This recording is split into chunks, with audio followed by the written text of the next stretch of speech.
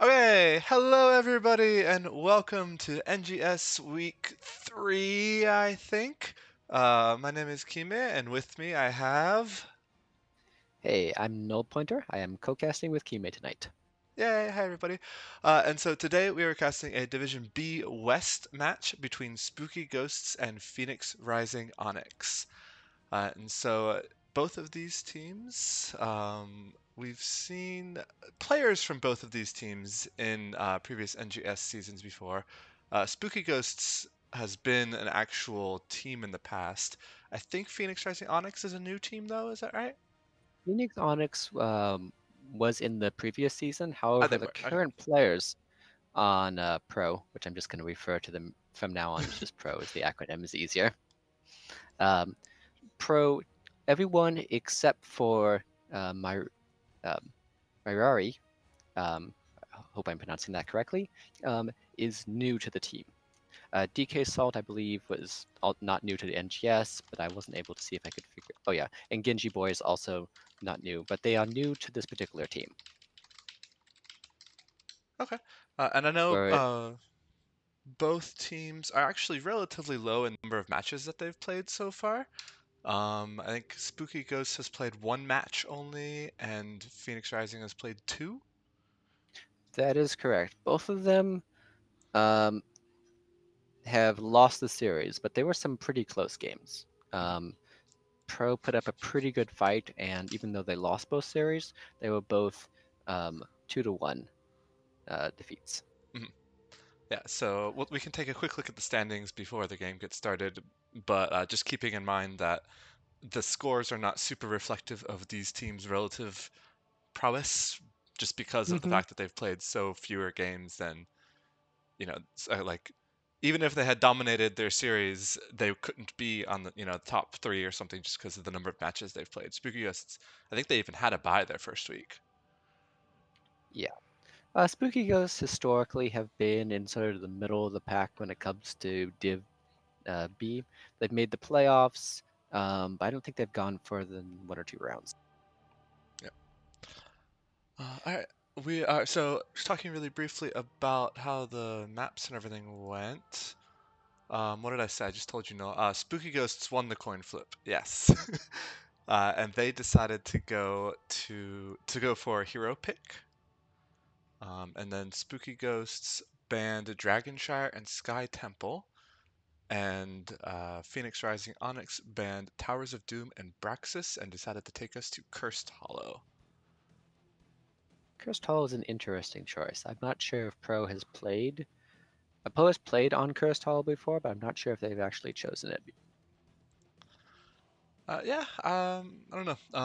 I do know that it is a map that is often defined by the boss points. A couple of the games that I've casted, I think you were maybe there with one of them. I don't remember. Yeah, that was the medevac one. Yes, yeah, often decided by boss plays and getting the boss right when you get a curse, or double bossing, things like that.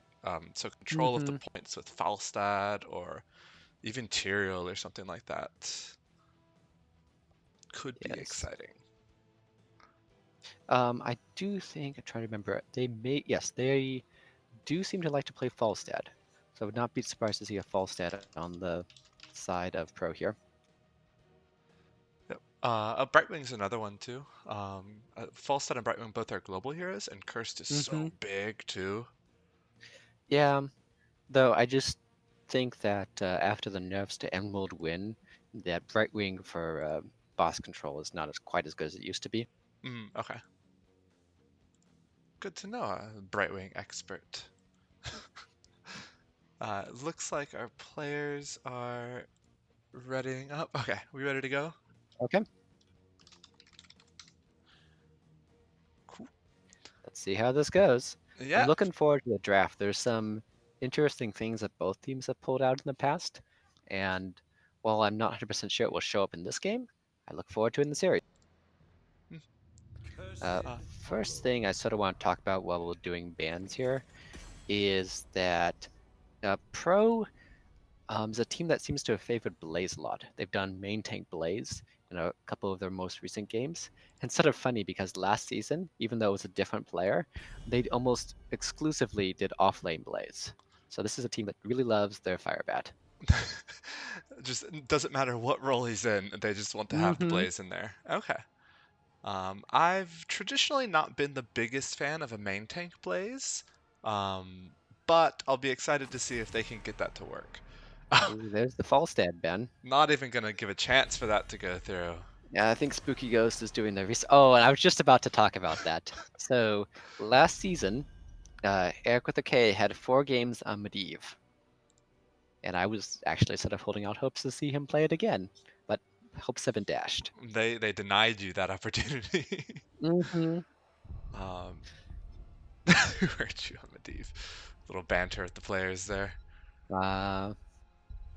I cannot see chat for some reason, but I'm sure it's good banter. Okay, I think I've learned this in recent That's right. experience. Observers cannot see chat, and referees can. So that must be Okay. it. Uh, So Rexar pick. Rexar.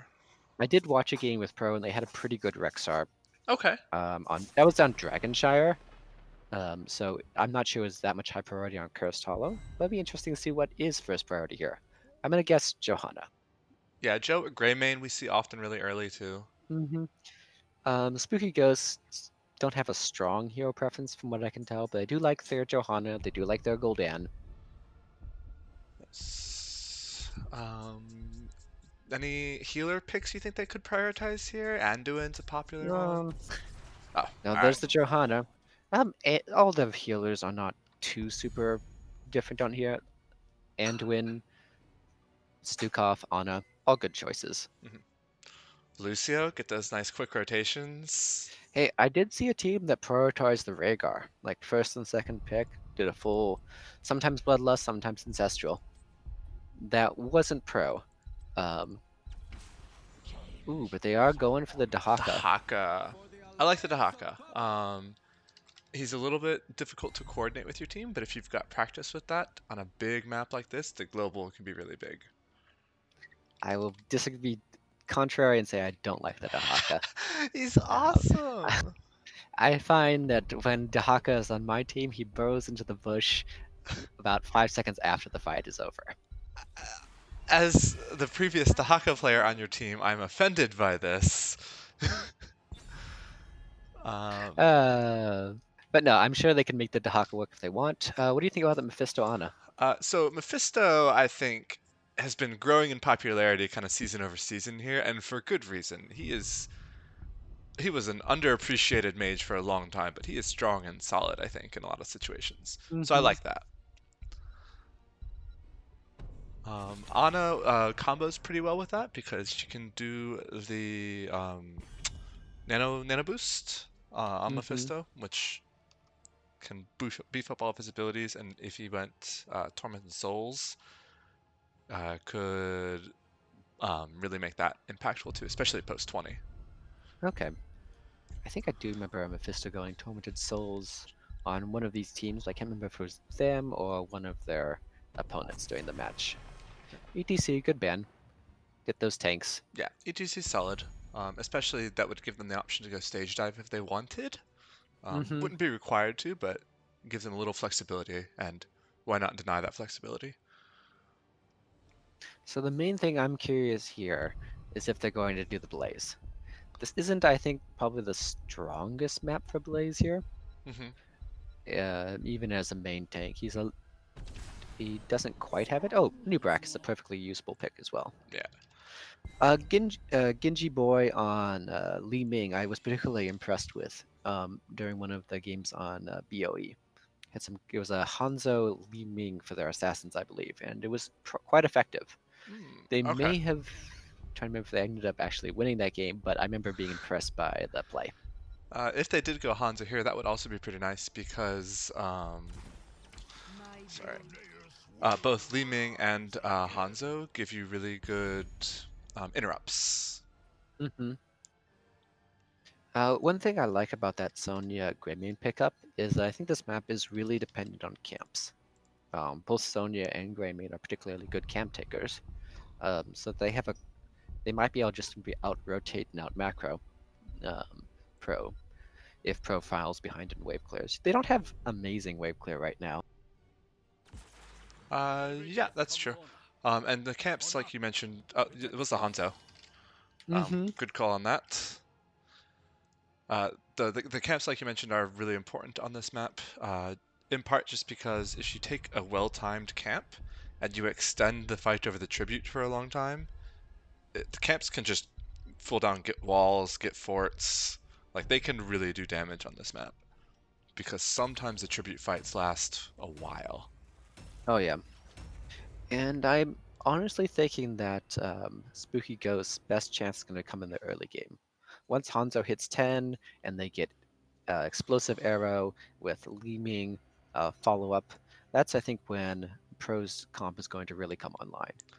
Pre Yeah, 10, I look at all these heroes and think individually they seem weaker than the posing ones. I see that. I also could see, Sonya leaping onto the Hanzo and now Hanzo being very sad post 10. Mm-hmm. Leap definitely is a changer. And there's, of course, just go for the throat. On the gray main there, he's got plenty of nice targets. Go for the throat or bullet? Yeah, I think go for the throat maybe on this one with Ando and Hanzo and Li Ming. Yeah. Um, Honestly, when they ran this comp before, the main difficulty was keeping a Nubrak alive. Hmm. That they did run into a comp with a lot more CC. And so Nubrak would dive in, get CC'd, and just explode. All All right, right. do you, I'll do Spooky Ghosts. How's that sound? okay. Alright, so over on the side of Spooky Ghosts, we have Colidus on Greymane, Rogoth on Johanna, Little Wolf on Anna, Eric Withak on Sonya, and Boundrix on Mephisto. Okay.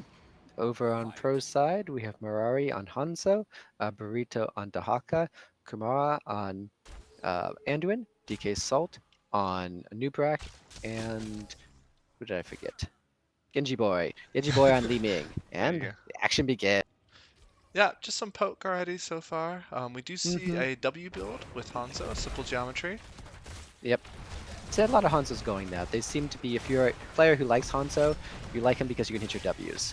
Yes, I go for Q Action. build on Hanzo, but I don't hit Mm-hmm. Ws. So Action is fast and furious with it looks like Spooky Ghost coming up slightly ahead, but this part of the encounter doesn't really matter too much.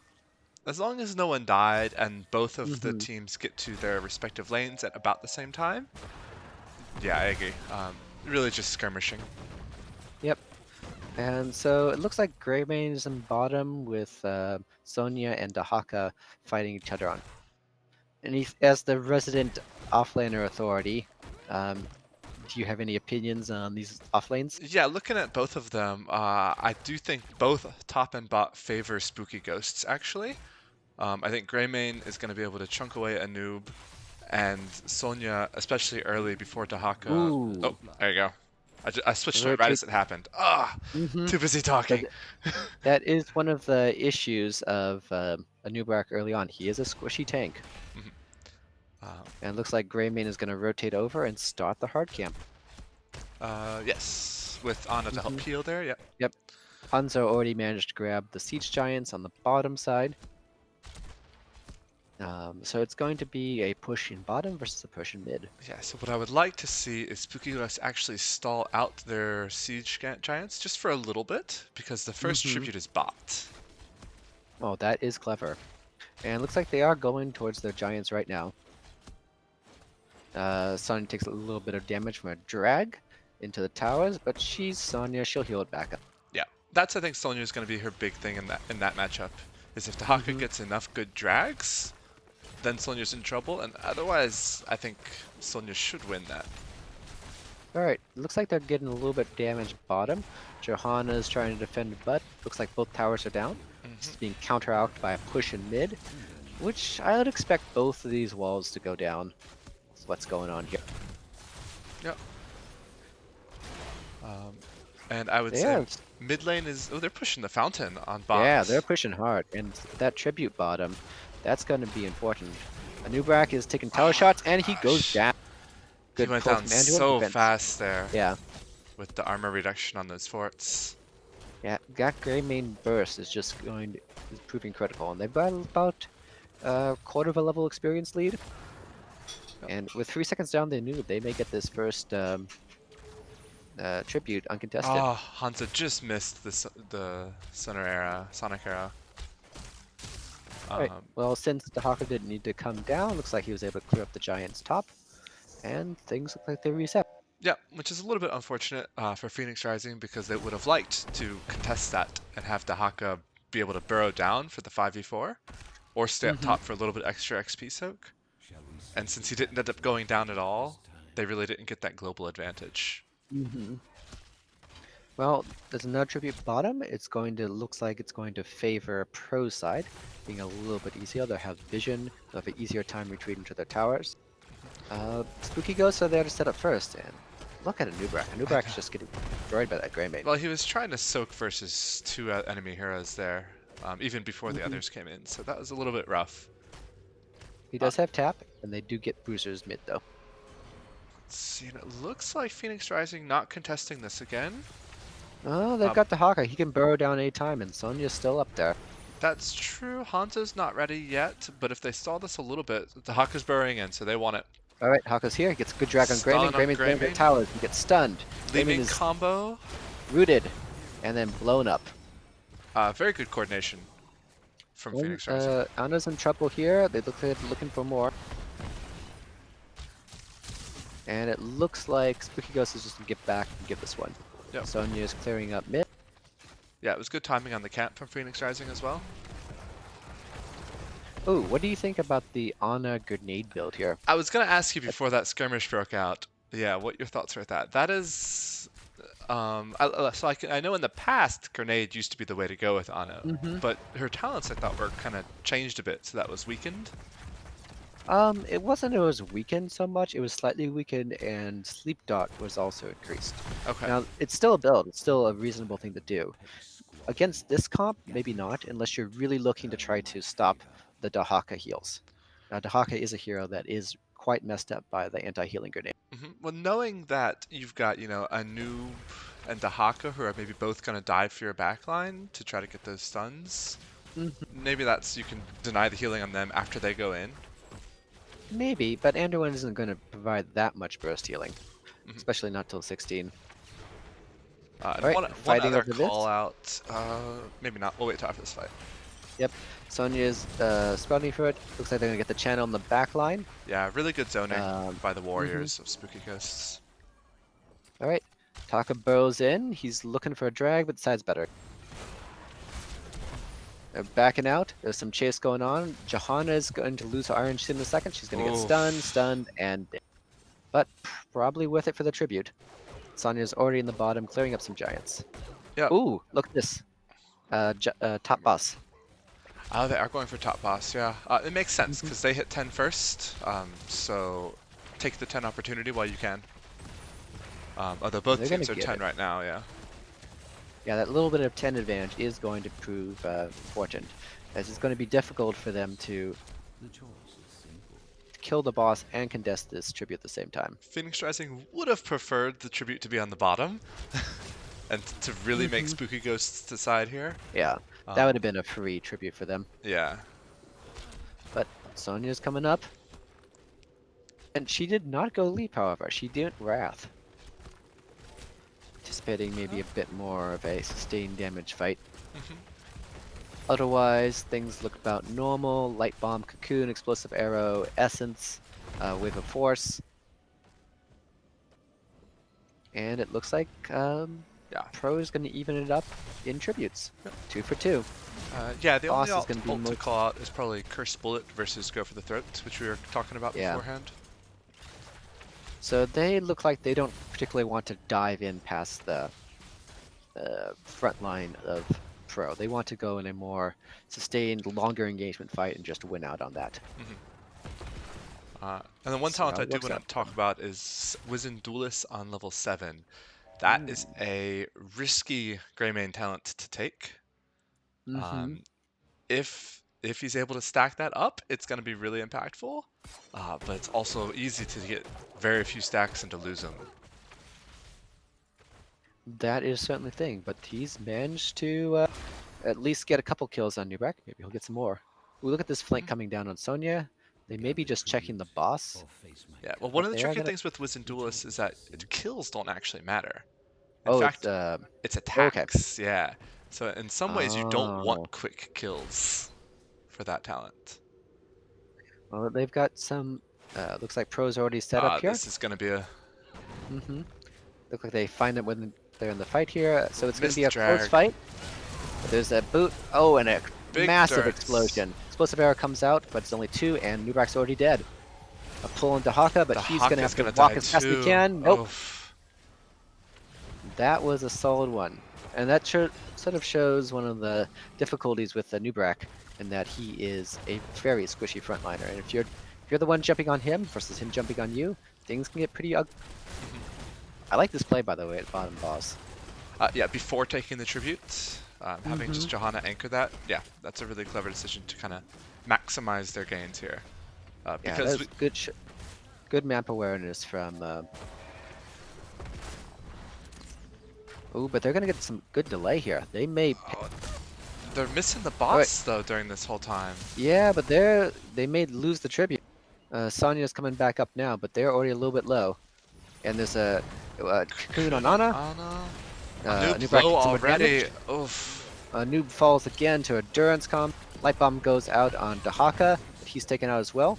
That was good use of healing grenade. Yes, isolation Rayman's was gonna. blocked by Johanna's unstoppable as well. Oh, Hanzo's in somewhat trouble.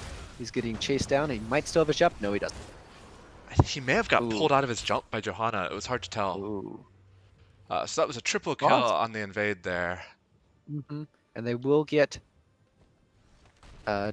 tribute and with a boss point. Boss did Yes. take a bit of damage due to the giants in the bottom lane, but still got about 10th of its hit points. Yeah.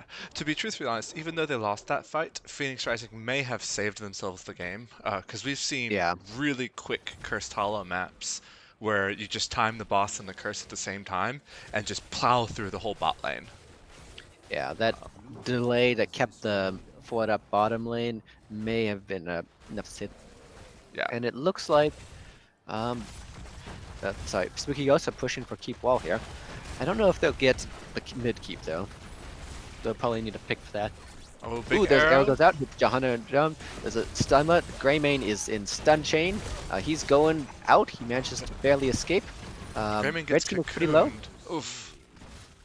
and that's a kill on Anduin. They've only got 13 seconds left on the boss. Let's see if they can make anything with this. I'm loving these CC combos from Phoenix Rising. They're not able to really win the fights with them yet. Yeah. But I think as the game goes on, if they're able to stay close in this game, those could end up determining, could give them the win. It's really sort of positioning, to be honest. On the games I watched where they did lose, where they had this almost exact combo, they had this beautiful 5-man explosive arrow, but it was just a little bit too far out of range for the rest of the team to follow up on.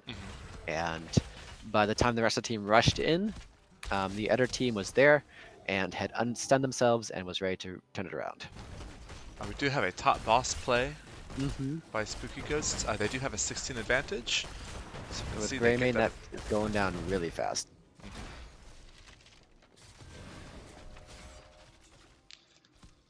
And boss, bottom boss is 2 minutes, so they can't do the typical double boss play. No, They it will looks like get some advantage.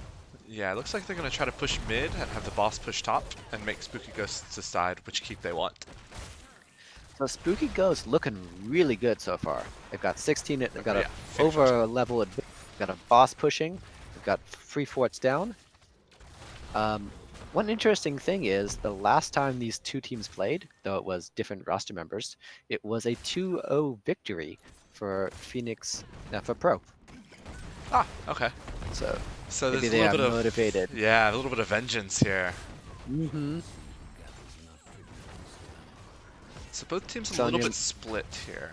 yeah, Sonya is in the bottom, is picking up giants. They'll get stuff, but they didn't get too much out of that. They got a little bit of the wall top and a tiny bit of damage on the keep. Yeah, honestly, with a boss and a 16 advantage, I would have liked to have seen Spooky Ghosts be a little bit more aggressive, I think, with that. You thinking pushing with the boss or just trying to go harder on mid?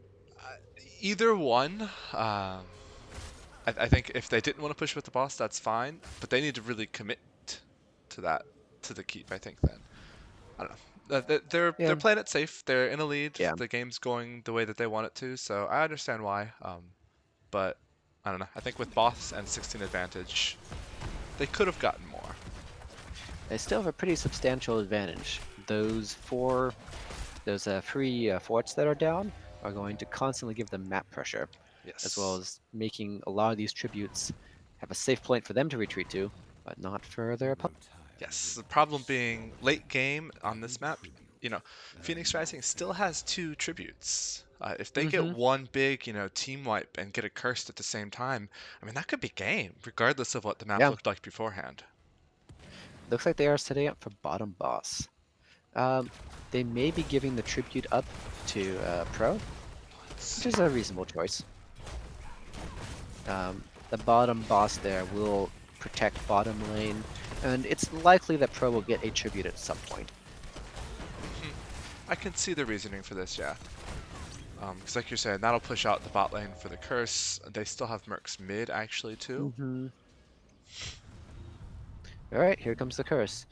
Top fort is almost certainly dead, but they, the mid and bottom both have a long way to push out. Yeah, unfortunately, this is probably just going to be really like an equalizing objective for Phoenix Rising. Mm-hmm. I'm actually going to be surprised if they get more than 2 forts off of this. I'm So like hoping they get a fort. well, they're not. They're dealing with the boss here, because Yeah. that boss would almost certainly deal with the keep. Oh. So it's about half of the curse is gone already, Mhm. and The lanes Haka haven't got not. too much so yet. Yeah. Yeah, so like I said, this is more of an equalizing curse where bot fort may fall, but otherwise it just kind of pushes the lanes out and stabilizes them. Hmm. Yeah, it looks like bot fort is going to go down. Maybe That is Sonya's something. there. Yeah, Sonya is sort of split from the rest of her team. She's maybe getting collapsed on. She Did is, you but get I out? think they had to go around the other Oh, the way. Haka's Oh, the going to do an Haka made it, intercept. yeah. He's waiting for her to get out of the lane All before right, she gets dragging the him. drag, the stun, the The root, root. Is it enough, though? another stun. Oh, she's still gonna get out. Oh, the arrow has to be used, and she Oh, now still the managed it. Durance. Oh, webbed in the turrets. This is not good. Um, fortunately for Pro, the rest of Spooky Ghosts aren't there to capitalize on. But that was a fight that could have easily turned around and been quite ugly.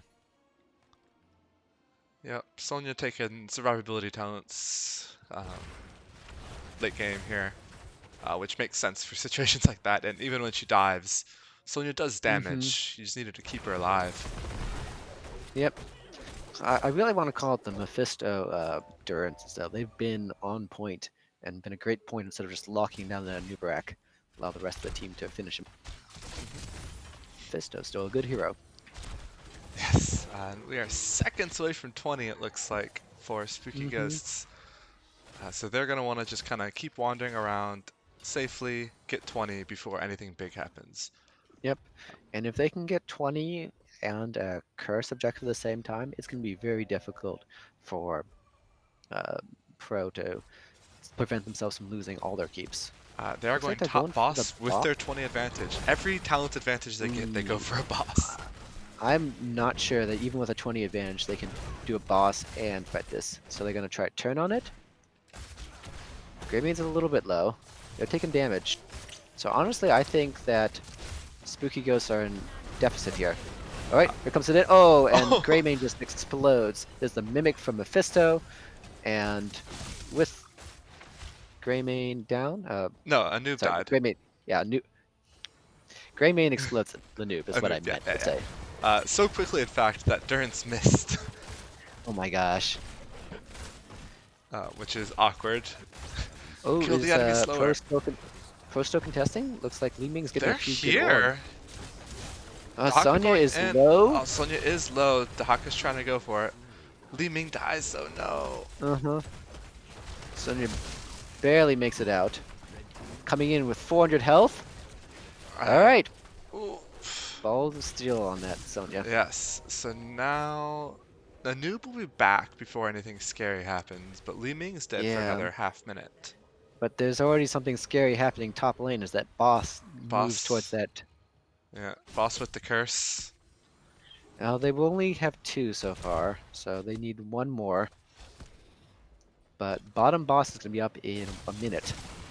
Ooh, there's Blessed A Shield into noob the noob on stunned. the in the Oh, stun. Oh, that just was not fair. that is just so much CC. Ooh. Mm-hmm. In the boss stun and everything. One quick call out of 20s. Greymane took the Cursed Bullet upgrade on 20, which is not common, but fun to see. Mm-hmm. Looks like he's using it for additional burst on them. Mhm. All right, bosses on the core. This is a fight there. They have a chance of It's defending this, but it's going to 4v5. need some. It's gonna be hard. Yeah, the explosive arrows is out. They need to put damage on the Boss is still at half. boss. It's over. Yeah, there's not enough damage on the boss able to go out there. Mm-hmm. Uh, All right, that was certainly a game, and I was honestly that's a much stronger performance from Spooky Ghost than I was expecting. yeah, They made things look easy. they were looking pretty in control for most of that game. Now there was during that whole time there were some giants pushing bot lane with a pushed wave for Phoenix Rising Onyx. So they're, if they had somehow managed to survive that or win the fight beforehand, they Mm-hmm. would have possibly been able to even sneak bot keep there pretty easily and maybe push another lane. Yep. But camps don't matter when your core is at 0. That's true. All right. Just looking over the builds here. Pretty standard builds. The healer builds are a little wonky on the Anduin, but that is down to personal preference. Um, let's see. Hanzo. Hanzo does the the Q For build W there. build with a Yeah, Q at that's right. 4. Yeah. The Q at 4 is the main important one, I think. Just looks for the boss burn. Yep. I like the Li Ming's build. Yep. Let's go on the Calamity. Anna took smelling salts at 13. That makes sense because there was a whole bunch of stuns out from Mm-hmm. Phoenix Yep, Rising. definitely the talent to take there. So moving now into game 2, what does Phoenix Rising Onyx need to change here? Because that game did not go how they wanted it to um, Nope. for And almost the whole game. I think it basically came down to um, tank choice. They Mhm, have done noob before, but even when they did the Anub, they still had the problems when the Anub was the one that was engaged upon. If you notice in the fight that were breaking out, that uh, spooky ghosts were just being able to delete the Anub before the fight even really started. mhm. After that point, there wasn't much left that Pro could do. Yeah, I'm Anoop gonna was falling fast. I'm gonna expect a blaze.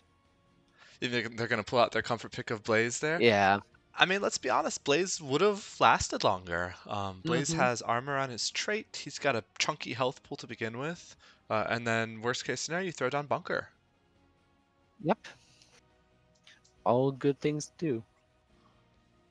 Um, Do you think there's anything that Pro needs to ban out on the side of Spooky Ghost?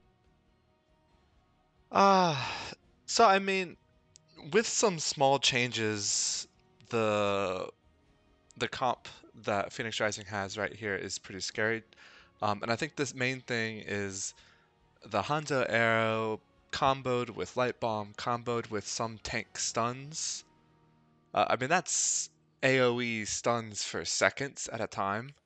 Mm-hmm. So I could definitely see banning some part of that, maybe Anduin or Hanzo, because they were Mm-hmm. comboing it well. The fights Oh weren't yeah. quite ending up in their favor, but not for Remember lack of that CC combo.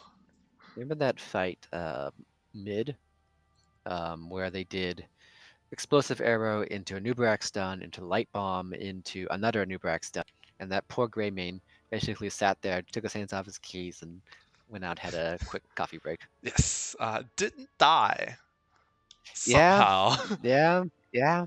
That's But I that's think there pretty was there was impressive. a multi-level disparity at that point, so Hmm. that certainly helps.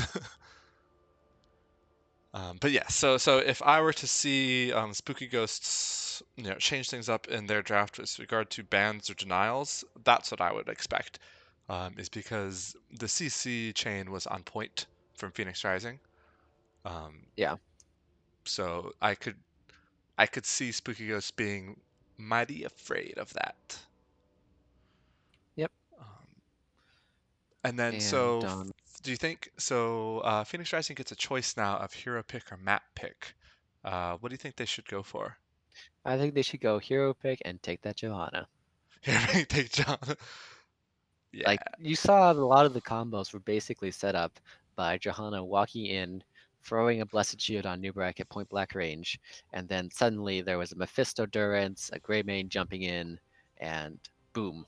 hmm Yep. And then just her raw survivability too. She would just pop the huge shield, and, the rest of Phoenix Rising couldn't do anything when she just walked Yep. in. Like I still think that this may be my particular inexperience, but Johanna just seems particularly good as a tank. Mhm. Low-key overpowered. She's got. I can check. I can pull up the stats because I don't have stats of the storm open right now. But in Div B, um, she's got a high pick and a high win rate too. I do have stats of the storm up, Okay. but let's see, where is... I have to make sure I'm not filtering correct. I can cheat and change the view I'm on to view it really quickly. So change. Oh, where is Johanna. Anna? Johanna. I can If spell. we swap over to this, let's see. It's taking a quick look. 69% win rate in Division B West. Mm-hmm. Look at the pop. I guess. Wait, you see a 69% win? Okay, I see an 80% actually. Oh, With a 93% popularity. it is possible that mine's outdated, We're, or we're, maybe. we're probably on different Yeah.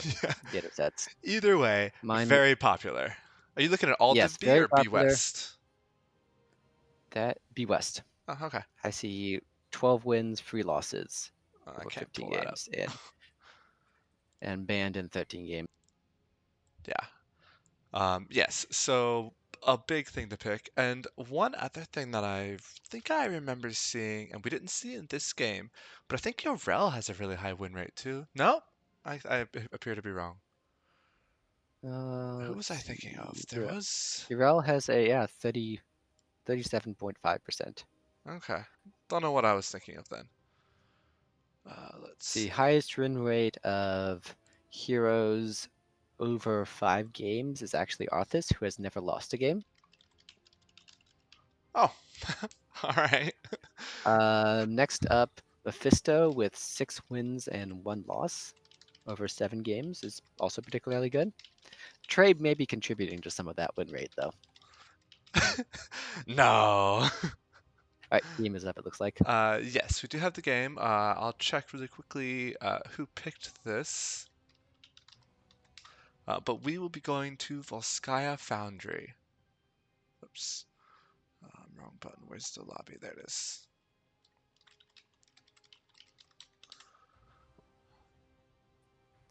I would just like to note that Johanna is more popular than Zool. She's played in more games and banned in more games than he is. Oh, really? Yes. Okay, so yes, so Phoenix Rising Onyx had the choice of map pick or hero pick, and they did decide to go for hero pick.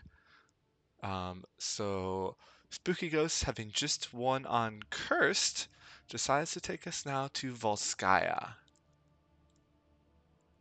That's an interesting map.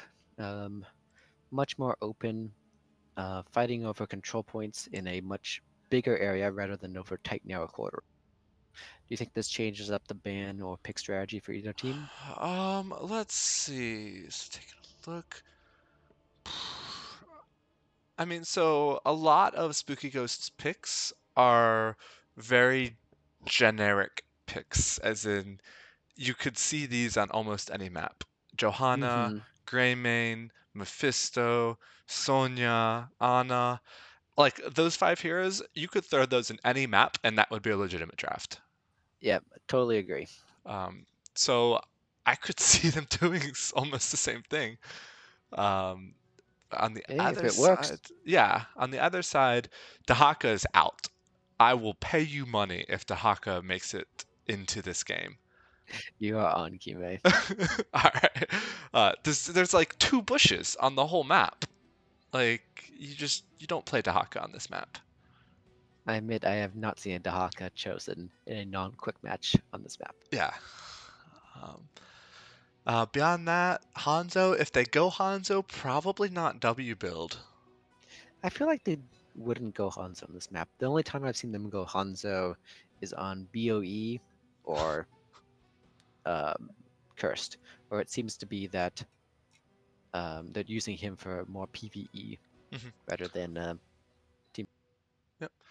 So Li Ming, I've seen a lot of Li Ming on this map, but also other mages like Kel'Thas and such are also popular here too.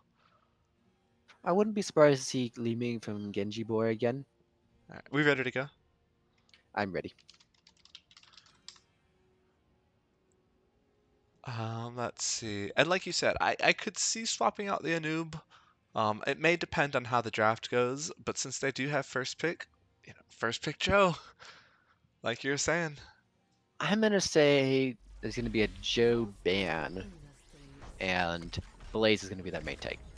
that could happen. Yes, Looking forward to find out. yes. Looking at Blaze, what? Blaze is very unpopular in B West and not winning very much either. No, Oh, poor Blaze. he's still a solid hero, I think, though. I like him. I feel like he's a very safe offlane pick, I think. I would agree with that, and he certainly provides a nice amount of tankiness and CC in the middle of fights. Hmm. Um, I, some of I, the best d- CC for offlanes, I think, actually, yeah. and I also think he can work as a main tank in the right comp. Uh, Mephisto ban. I like that. Mm-hmm. Yep, that was a played well last game, and I certainly see the respect back. Hmm. Um, I mean, if nothing else, just because they have first pick, so they don't have to ban, the same types of Mm-hmm. things. I am curious what Spooky Ghosts are going to ban. I can see a Zool ban here. Zul's still good here, I think, yeah. Yeah, Zool's good. Falstad, Falstad. not bad. Interesting. I don't know if I fully Pro, agree with that. Pro has played Falstad, but I'm not sure if they played it on this map. Yeah, it's not a classic global map, although you could, especially I on tried to. point B. Mm-hmm. Gust is still a good ult, Yeah, I mean and that's true. Yeah. um, Medivh in still. Medivh, not even once. Why do you hate fun so much, Pro? I know. Come on, let Medivh through. I didn't actually check to see if they won their Medivh games last season, but I would like to have seen them try it. But anyway, let's see. Is this going to be a Johanna ban? Medivh has a 100% win rate in B West this Oh, season. beautiful. Yep, there's a Johanna ban. Jahanabad. That makes sense. Don't give it to Phoenix Rising. Now, they honestly, if they're going Blaze, they may not need to pick him early. Mm-hmm. I don't think that Spooky Ghost is going to pick him up. Yes. They may This want leaves to them pick him. free to. Go ahead. All right. Okay, Well, never mind. I Just am wrong. yeah, we were both just completely misreading the room here. So what do you do against a Blaze main tank? Gosh, I don't like Blaze main tank. Why don't Um, you like Blaze main tank though? I, it never works when I see it. That is true. I wouldn't mind them picking up a Stukov here for like the silence on Blaze, is a big body. Greymane is one of the things I was going to suggest. Just the constant auto attack damage on Blaze, I think is a little tough for him to deal with. I like the picks by Pro there. Anna's particularly good on these big open fights where she can safely stay back and throw out these heals. And Genji is a, I think that's a comfort pick on Liming. Yeah, and Li Ming's he's a good Li Ming. She's a good Li Ming there. Um, I think that's a perfectly fine 1-2 pick, especially again, Nano Boost if you want to do on the Li Ming can throw out a bunch of damage. Ah, Rexar. Rexar banned again. Hmm. Two Rexar bans and two non-traditional Rexar maps. I mean, there's no reason you can't play Rexar here. Hmm. Um, but I have not seen him picked outside of Dragon Shot recently. Yeah. I mean he's popular on But Braxis too, but we don't see Braxis very often. expect a Stukov ban here, maybe? Could see that, yeah. Oh, Rhaegar. Rhaegar. So I like the Rhaegar, Rhaegar ban. yeah, that's for the Bloodlust, I bet, in large part. hmm Bloodlust, Greymane. Yeah, not a combo you want to So, see. hmm like Jaina, Rhaegar, uh, and some other offlaner here, and they would have quite a potent Bloodlust comp. Hmm. Another Stukov, yeah, good Yep, call on solid. that. Hmm. Ooh, a Zeratul. Zeratul. So that's something we don't see often. No, Um, I don't know if they've played Zeratul before. It's uh, not a one I remember. I'd have to check to their previous season, to be honest. he's been picked, it looks like maybe like one game so far in B West, and lost it. I see no games from Spooky Ghost on Zeratul from last season. The Rainer I like. Oh, look at that. Rainer's win rate is obnoxiously high. Yep, Phew. good hero. And it looks like it is not a main take Blaze. Oh, yeah, nice catch. Um, Gosh, I'm liking Phoenix Rising's draft. Yeah, that is beautiful and deadly. They might Oof. want a little bit more support there for the Garrosh Pro target, but otherwise that's a ugly comp. I don't think there's anything that Spooky Ghost can do to stop Garrosh from just walking in and throwing whoever he wants. Mhm. And Zeratul's not going to come online until 16. This is going to be interesting. Yeah.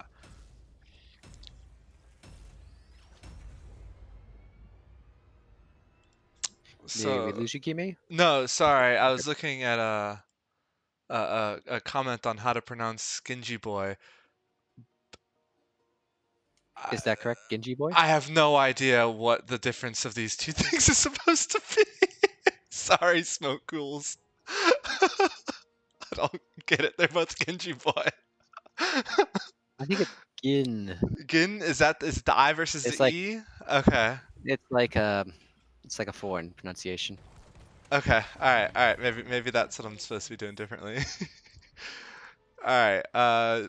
You wanna do Spooky Ghost this time? Okay. All right. On Mal'Ganis we have Rothgoth. On Chen we have Kalidas. Playing Stukov is Little Wolf. On Grayma is Boundary X. And down in bottom lane, their offlaner is going to be Eric with a K. It looks like Zeratul is going to do more offlane stuff, which is because Eric with a K is their traditional offlaner. What do you feel Interesting. about that? I could Uh, be wrong though. so really quickly, Kurma on Anna, DK Salt on Blaze, Miari on Rainer, Burrito on Garrosh, and Gingy Boy? Gingy Boy. Maybe that's what. Oh, Ginger, like Ginger, Oh, Gingy Boy. Jin. Okay. Well, GI and GE both can sound that way. Gingy Boy. Um, on the Li Ming. So Zeratul often goes in the offlane to start with, at least. And this has quick rotations on this map. So I don't mind the Zeratul kind of soaking the Mm-hmm. offlane and then rotating up and doing things. The Well, it issue looks like there Chen is, is going down now. okay, the issue there I was saying is that you have Chen also, who's an offlane pick. So, Yep. And Team's just doing the traditional. Oh, a throw on Mal'Ganis. He's got his Q up though, so he manages to get. yep. We do have a Sleep Dart build from Ana this time, not the grenade build. Makes sense. I would like Sleep Shot on Chen. Has a good chance of getting value. Hmm. Stukov has to root himself occasionally to do his silence. And what I'll be And looking for. Garrosh is just being super annoying. He's interrupting the rotation. He's getting the pros off. Grayman has to get out of there. Loses half his health in the meantime. Sorry, I was busy watching the off lane, aka the lane that matters. No one cares about the offlane, teammate. We did have Chen rotate up just in case they needed it, but rotates down now. And we do see Spooky Ghosts going for their turret, which I like, followed Mhm. immediately by Phoenix Rising going for the turret. Looks like teams will take turrets at roughly the same time. No chance of an invade. Bottom lane, Chen doing pretty well against Blaze, but that's pretty much to be expected. Yeah, Blaze also not going unstoppable at level 1 and going instead for the a common offlane pick also, but I personally like unstoppable. Healing camp. Oh, we do have a fight over the healing camp? Not Yeah. half done, but looks like Chen's here. It's a 4v5 per second. Garrosh is a little bit low, but he's Garrosh. First top ball Oh, don't it matter. was too late. Didn't make it in. Hasn't picked up. And with a kill member down and a turret loss. Yeah, at least it was used and not dropped. So Mm-hmm. quick fingers for, who was it? Whoever picked it up, Rainer or someone who picked it up from Phoenix Rising. And that's going to give them a sizable advantage on the first objective there. With 2 items to 0, Hmm. it's going to be hard for Pro to win just a straight. Both teams going for their siege camps, which makes sense. I like that. Spooky Ghost's a little bit faster, which will get them able to set up on the point. So these few seconds do Yeah, actually matter here. not too much though. It's just they're gonna equalize each other. Yeah, Blaze was able to get on the point, so it stopped him from channeling. That was really good by Burrito there. One interesting thing is both teams picked up their turret rather late, so that neither of them are going to respawn during the duration of this objective, unless it drags on for quite a while. Good call, yeah. There's 50 seconds left on Spooky Ghost one and a minute left on Pro. Rainer's top lane. Oh, Garrosh is in a bad spot. Getting pushed down, he's silenced, and he's gone. That's pretty impressive. It takes a lot to blow up a Garrosh, especially with early Zeratul. Yep. I think if he had popped his Unstoppable for the Mal'Ganis combo instead of later as he was trying to walk out, and then walked out Mm-hmm. earlier, I think he could have been able to maybe sustain that, but Yeah, maybe just Garroshes always think they're invincible. too often they are. Ooh, Missed that up top top. lane, I missed that. Yeah, Eric McKay doing some pretty good work on the Zera. yeah. Looks like just based on the size of the waves here, the Rainer was trying to push that a little bit too far. Maybe, but it looks like it's gonna be a 4v4 bottom. Turrets are up. Looks like Greymane and Stukov are collecting it while the rest of their team stalls. Yep. And Phoenix Yeah. Rising needs, yeah, they want to push Spooky Ghost out. Mm-hmm. And they've still got 2 turrets. They've got free item advantage here. This is gonna be not a fight. No, yeah, Garrosh is Garrosh is low. It's getting almost. blocked by Chen. Anna trying to get that heals out. Anna doing some great healing work there. Now Blaze Yep, dove in. yeah. Chen is low, but there's a healing thing. Oh, he's gone. Oh, good Garrosh stun. Oh, Oh, and Stukov in there by Stukov. a second. So with a little kill there, they'll probably prevent a bunch of damage on their outer walls. But First Protector isn't going to do. First Protector, yeah, generally doesn't do too much here. Mm-hmm. Especially if they Usually can get keep, some wall. if they keep Rainer on it. Yeah, it's already down to half health. Both mid turrets, I think, is a good win there. Plus whatever they get top. Mhm. Oh, they want that well. But with Raynor there and the Protector already down to half hit points, it's probably not going to get too much more. Wisdom Duelist again from Greymane. I didn't actually Seems- see what the stacks were on last game. Should have checked that later. Or should have checked that before. Oh, it's hero auto attack only, right? Yes. They did a little swap of route actually. Stukov hopping out so that he would have time to back. Because remember, Stukov was really low when he got in. Yeah. So I like that. That Oh, was but a little clever. it was good, but they didn't get too much done. They got 2 towers mid and a little bit of damage top. Mhm, Hope they get a little bit more, but they are managing to take their healing camp again. mhm. We do have a couple, I think, worthy callouts of the ults for the side of Spooky Ghosts. Massive Shove instead of Flailing Swipe. Wandering Reasonable Keg. against Garrett. Wandering Keg, though, instead of Panda Pals. Wandering Keg. Oh, Panda Pals. Usually I see channels taking Panda Pals to lead like the backline squishies. Mm-hmm. In this case, it would be Ana or Li Ming, who are both very vulnerable to Chen just pressing R. Rainer possibly, too, there. And then also Might of the Nerazim.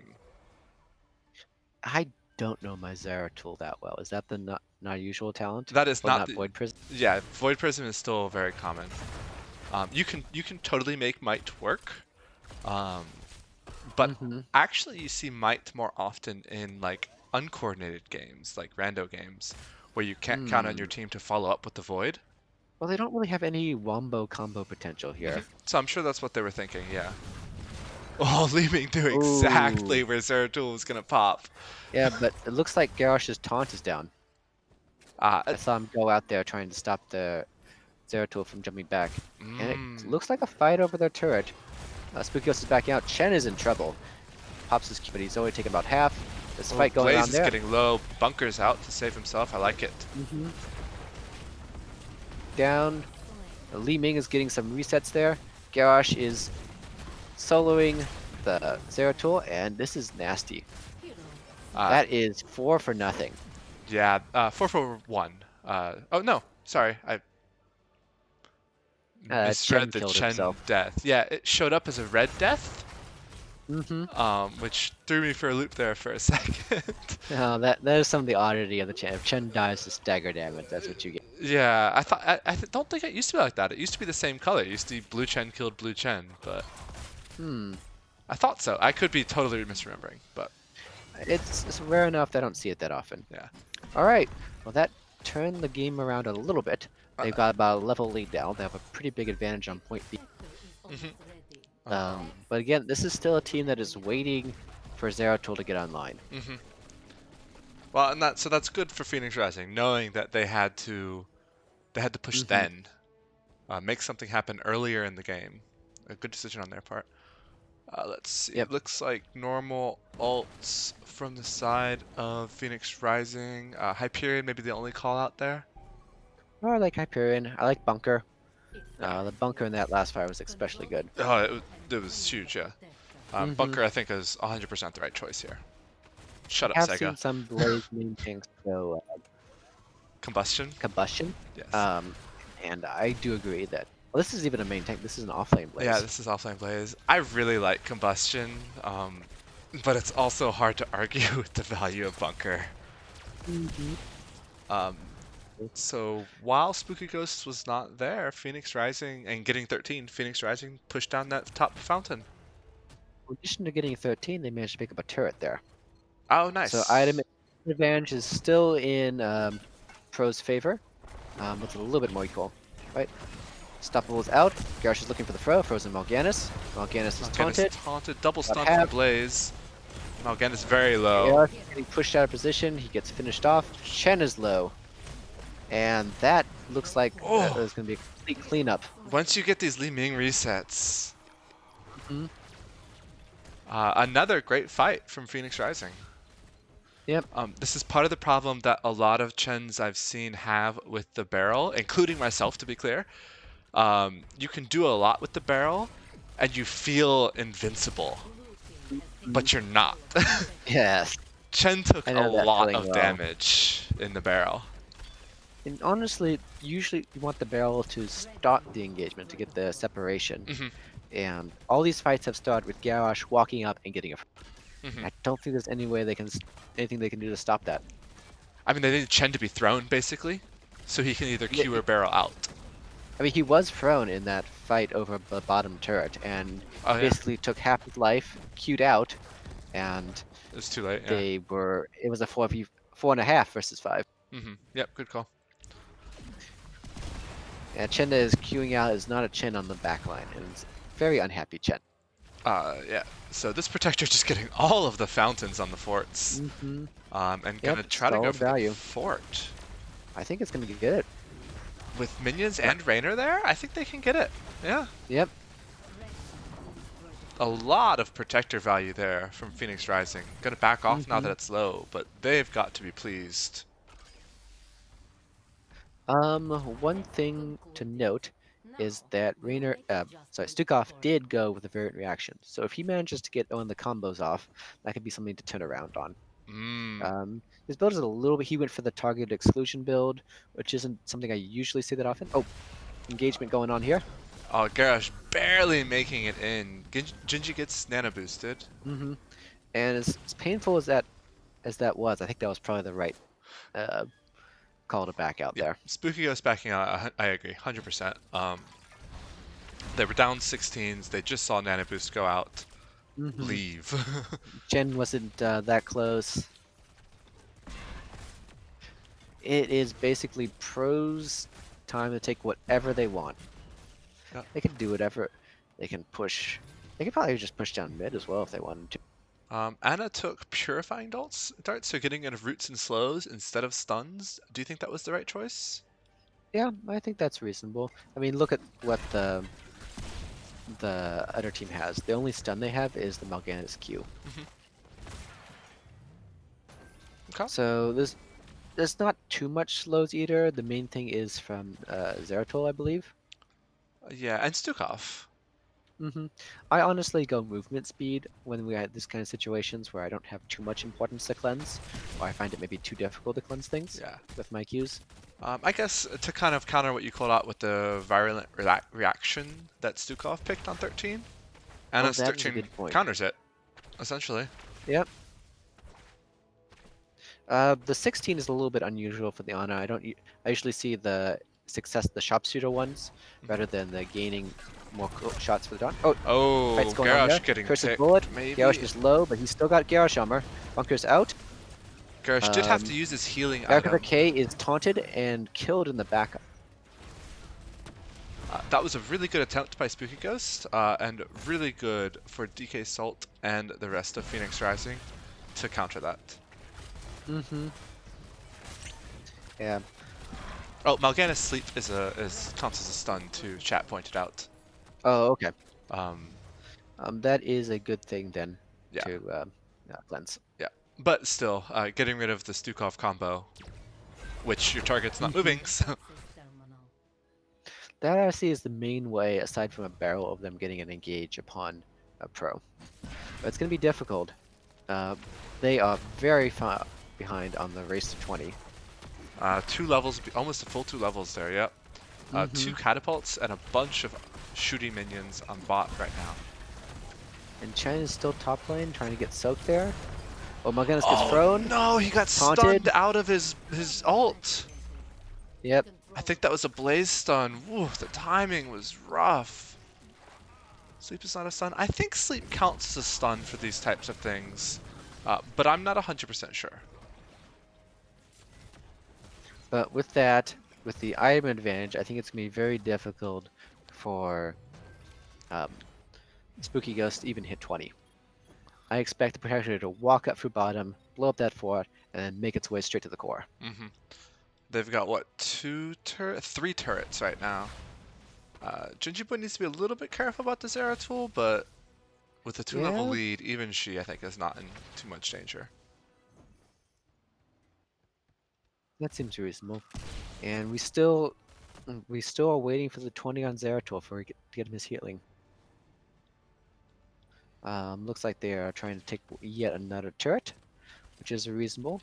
See if uh, blue team decides to invade here. They are coming in. Ooh, this could be what Zeratul's in the back line doing Zeratul Zeratul got things. He gets taunted. taunted, Oh however, no! and blown up. And with that, the Zeratul gone. That is probably not good. Blaze coming up, gets a stun off. Items have Stukov dropped. about to Stukov fall. falls. Raynor, honestly, or Mal'Ganis is still low.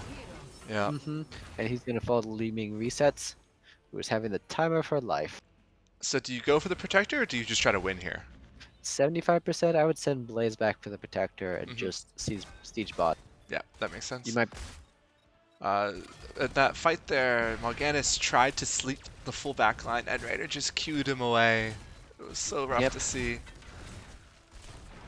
that is rough. I think that between the throws and some of the hero dynamics that Spooky Ghost just had a very hard time with this guy. Yeah, so like I said, Zero did zero damage there. I mean, Sarah got Mm, thrown, taunted, and died before taunt ran out almost. So, yep, so this is a level 20 advantage with a protector with no keep. Uh, yeah. I'd rather This is going to see, be very difficult yeah, I'd for rather see Spooky Ghost. Li Ming in it to be honest, just because Raynor has a better siege damage, but Right. it's minor. Chip and barrel things, pushing away people. So at least distracting the protector. Chen really split up the Anna's team. come up in trouble. Oh Zeratul gosh. goes down though. Zarek Spit up a lost his Anna. HP bar so fast there. Mm-hmm. Stukov in trouble in the middle of the fight. Lays is someone in trouble. They're trading one for one. But you only need a protector to end this game. Yep. And they've got a protector and Yeah, so three it other is, people. yeah, it Good. is now Mal'Ganis versus 4 of Phoenix Rising Onyx. And it's gotta be game. I don't think even Rogoth on the Magdanos can hold this one I up. mean, I think this is just a protector right-click score. Right-click Yep. core protector. Yeah, not the Mal'Ganis, the Protector core. right-click core. He Okay. still got it. This should still have it. Yeah, in time. And that's GG. All right. So that is exciting because that puts us now into game 3. Yay, game free. Uh, so we've seen first hero pick now win both games. First So, hero pick is strong. yep. Based off of that, does Spooky Ghost go for first hero pick or first map pick?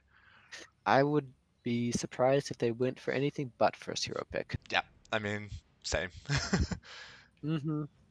It's just a pretty common pick. I don't know. Does Stats of the Storm tell you which one wins the most? Because I feel like for sure hero pick has been winning the most. I do not have that available to me right now. Okay. That would be an interesting stat to check. It would indeed. Healers from And both teams very close on their healing numbers. mhm. Uh, Honestly, that was a fight. There were some good moments by Anna keeping the Garrosh up. Stukov, I don't think he got a particular combo out, but you just look at the healing numbers on both of them, around 30,000. uh-huh, That shows the fights were pretty much over beyond just decided by the raw healing amount. Those are just sort of minimal amounts of healing on both sides, uh-huh. Yep. which is basically how the fight went. Either Yes. the Garrosh would get a throw, or something would happen, and whoever the target was would blow up instantly. Yeah. Or like early game, they would get the stun on Garrosh, and he would also blow up quite quickly for Mm-hmm. that early in the game and being Yes. Garrosh. Um, yeah. So this is exciting. I was worried after game number 1 that Spooky Ghost was just gonna clean sweep this and make it look like not even a challenge, which is not always the most fun to cast, but really, really exciting that Phoenix Rising able to come back. Almost as clean as game 1 was for Spooky Ghost, to be Mm-hmm. honest. Uh, And honestly, it was really that second protector that got so much value there. mhm. It was once they got that invade and they had that Mm-hmm. good fight there with the invade. They got the Attacking item invade advantage. bottom, or The invade on yeah, the turret, yeah. When Phoenix Rising okay, invaded the Spooky Ghost turret and got the turret and everything. Um, yeah, that was definitely a turning point. yeah, it was right before the second protector, Mm-hmm. and it Because the kind of. Zeratul comp Mhm, does want to be ahead. mhm, Just get the Zeratul up to his critical talents. And honestly, he was just having trouble in the back line with that Garrosh. The taunts were nasty. He gets some stuff on him, but Li Ming could teleport out, and Ana was playing safe. mhm. Cass has said that on all but one map, first pick one more than map. The exception was Dragon. So according to another caster, I don't know who exactly, and someone in chat is saying this. First pick wins more on every map except for Dragonshire. Hmm. Oh, you can see it on Battleground stats. In where? If you go to I'm not sure if Stats I'm the able to Storm. open up stats. They Okay, advise you not to open that up when you're running Soothsayer or something that like that. seems good. So on my data that Hmm. I have first pick actually not winning as much on Infernal Shrines, Altaric Pass, Battlefield of Eternity, Towers of Doom, and Volskaya. Really? Whereas it does win more on Tomb of the Spider Queen, Cursed Hollow, Dragonshire, Sky Temple, Braxis. A lot of these are just with one or two games played. Okay. So like Altaric Pass and Sky Temple have one game each. Right, because you're looking at B West right now, right? Yeah, just be West. Okay. It's interesting. Yeah. Okay. Interesting. We should remind me to check that later in the season as well. I'd be curious with Hmm. a wider sample pool, what the B West stats look like. Well, I can tell you one stat's going to change. Volskaya Foundry previously had a 100% win rate on the team that got the first objective. Oh. Not going to be the case anymore. No. Because yeah, Spooky Ghosts got it. Okay. Ooh, Battlefield of Eternity. This is a fun map to see. I like this. This is one of my favorite matches to watch. Uh, Now, if you are Spooky Ghosts, what do you think they ban out on this one? let's see. Sorry, just a sec, writing some stuff down. So if you are Spooky Ghosts, and you have first pick here, first hero pick. Mm-hmm. Um, so I mean, there's the traditional things on Battlefield of Eternity that are scary. Raynor, Li Ming, Greymane, Lunara, Artanis. So based off of the heroes that I've seen played, I could see Li Ming banned. I would definitely agree with you. I think you ban that Li Ming and you never let Jinji Boy play it Hmm. ever. Yeah. Um, Um, I mean, it's good on this map, and Jinji's clearly comfortable and clearly proficient.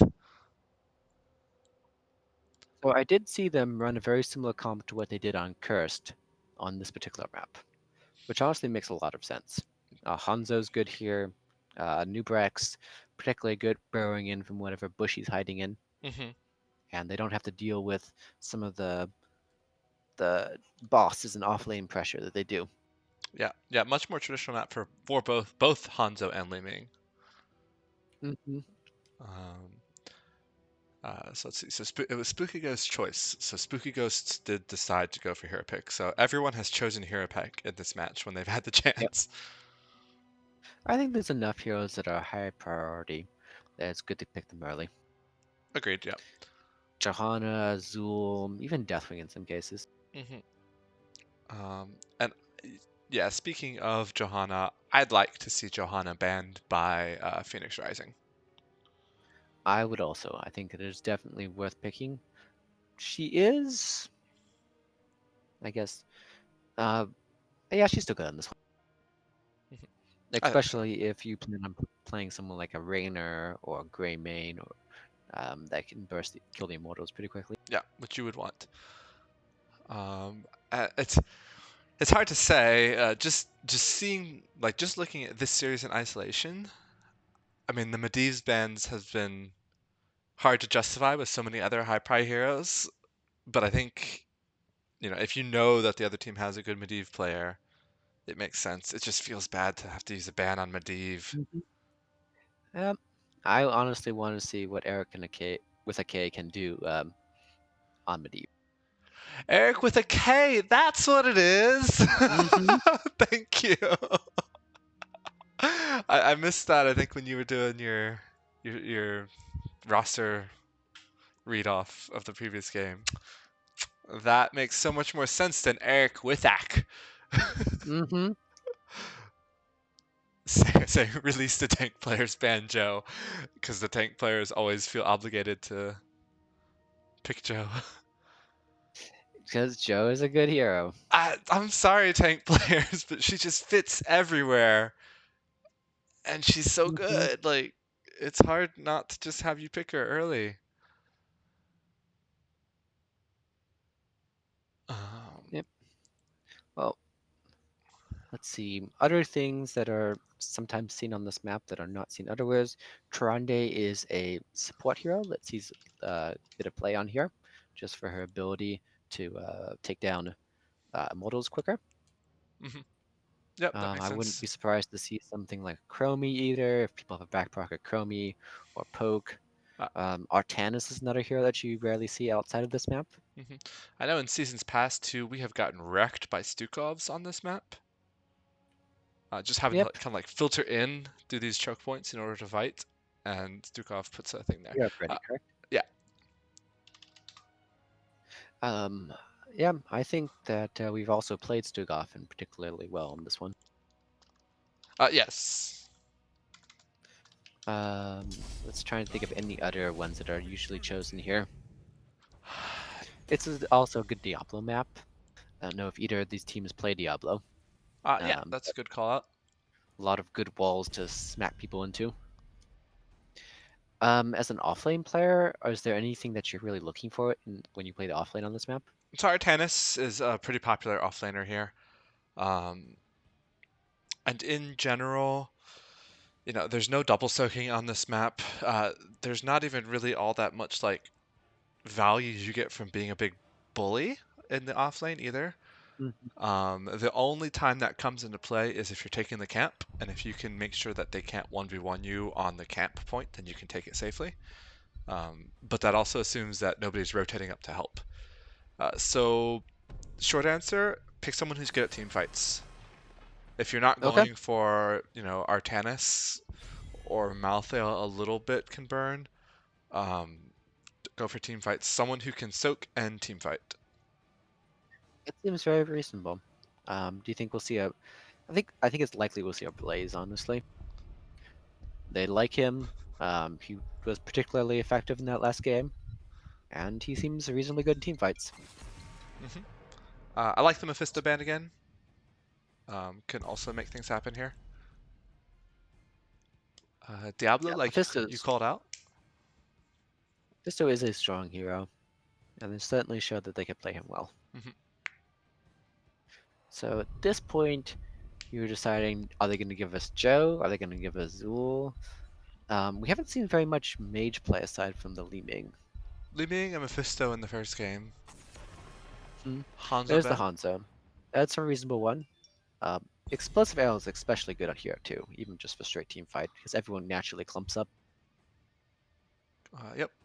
Can't every That hero be offlane on BOE? Question from chat.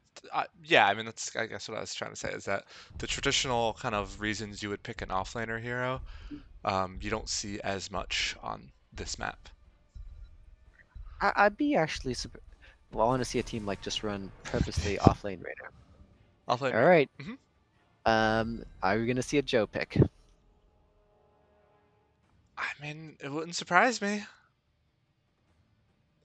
Eric with a K, sad. Yep. I'm expecting Joe, and I'm expecting a Li Ming also on the side of Phoenix Rising. Pro. Oh, Oh no! Stealing away the Li Li Ming. Ming. So Joe's got to be picked here by Phoenix Rising for sure, right? Yeah, something like Joe Rayner, Joe Vala, Joe Greymane. Yeah, that's what I would like to see. I Uh, like Joe Greymane, honestly. Greymane. Mm-hmm.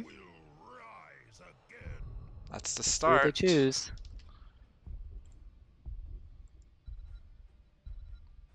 Oh, they may not. Okay. Yep, there it goes. We are so good at this casting I thing. mean, honestly, B West is getting a little bit predictable with what heroes we pick. Mm-hmm. Like every single draft, the first like 5 heroes picked in the draft are like the same. Yep. I'm trying to remember what Genji Boy's backup heroes are.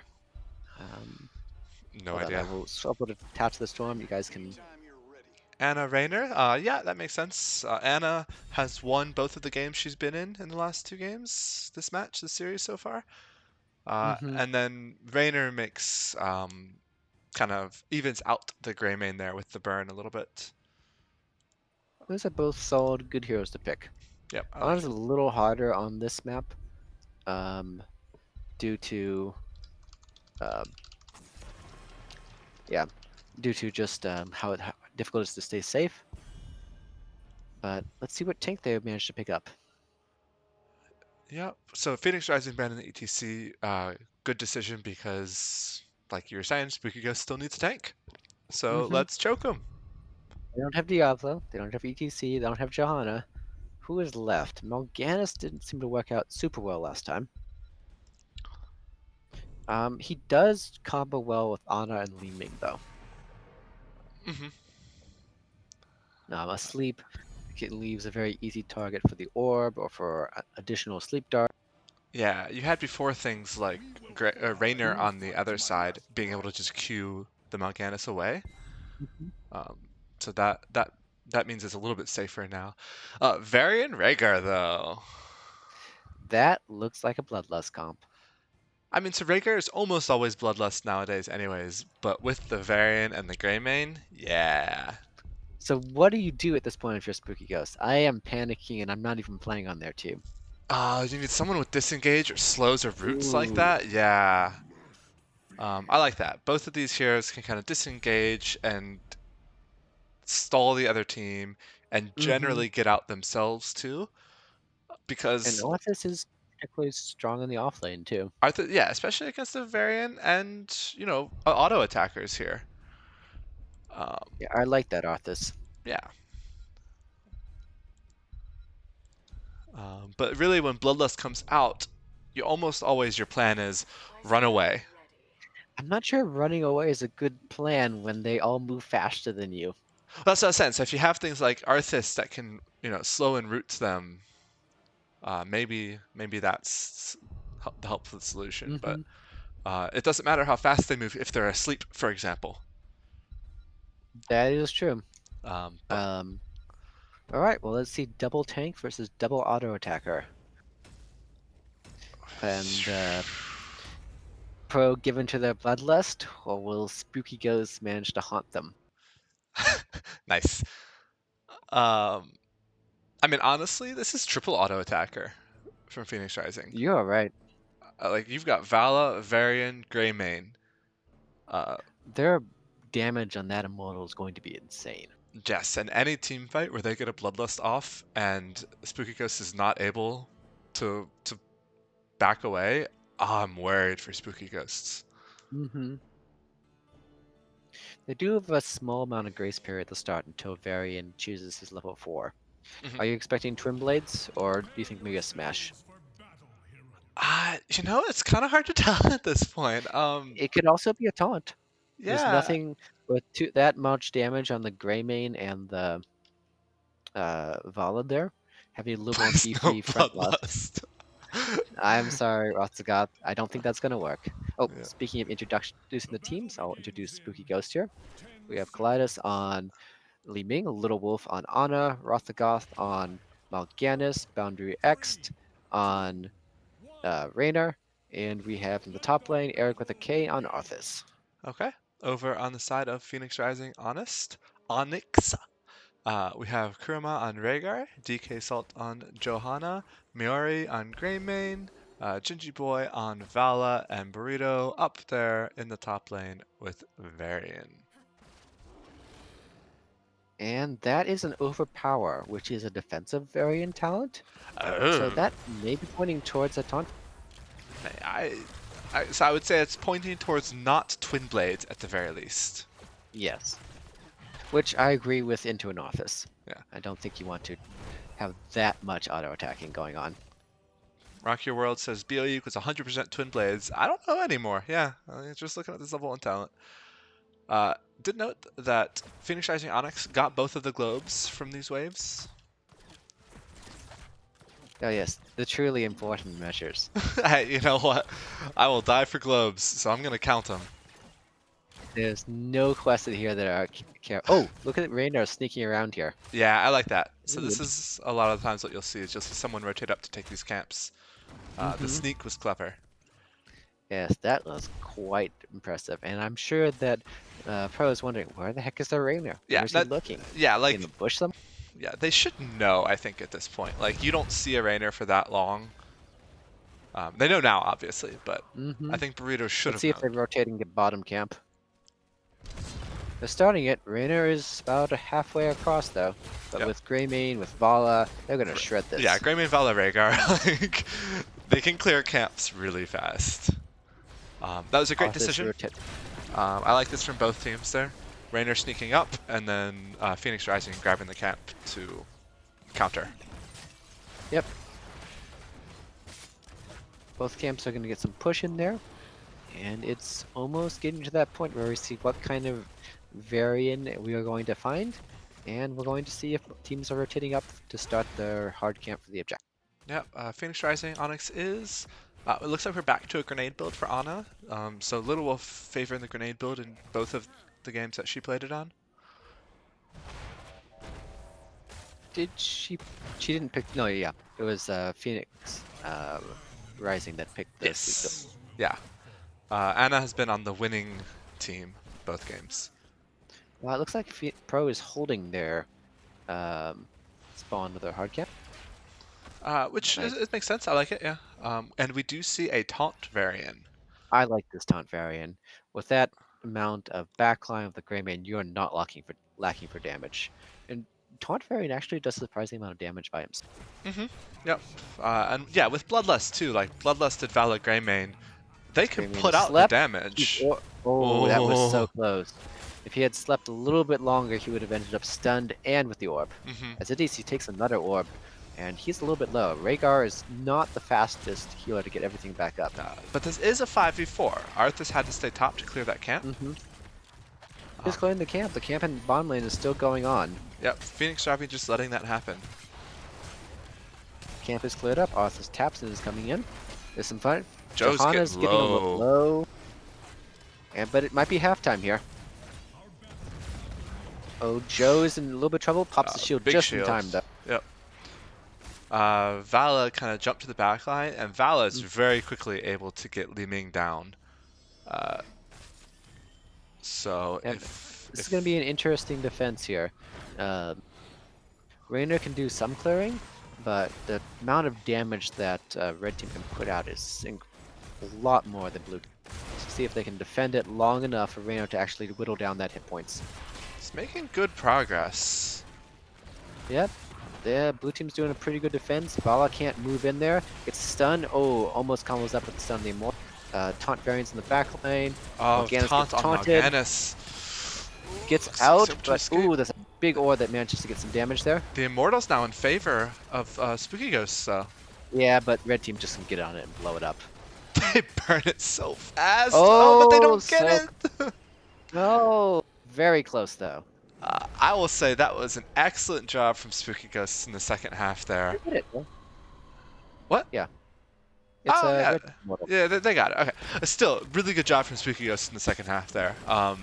Being able to defend the Immortal for so long that Raynor was able to get down to just 100 shield or so. About 300 shield left on that immortal, Yeah, that and was... looks like Pro is doing the usual strategy and pushing in the off lane. Ooh, Vala gets rooted, taken out by the towers. That is nasty, unfortunate. And Arthas is pulling it slower. Johanna's doing her best, but she is so slow. Oh, Rhaegar Rhaegar- gets rooted.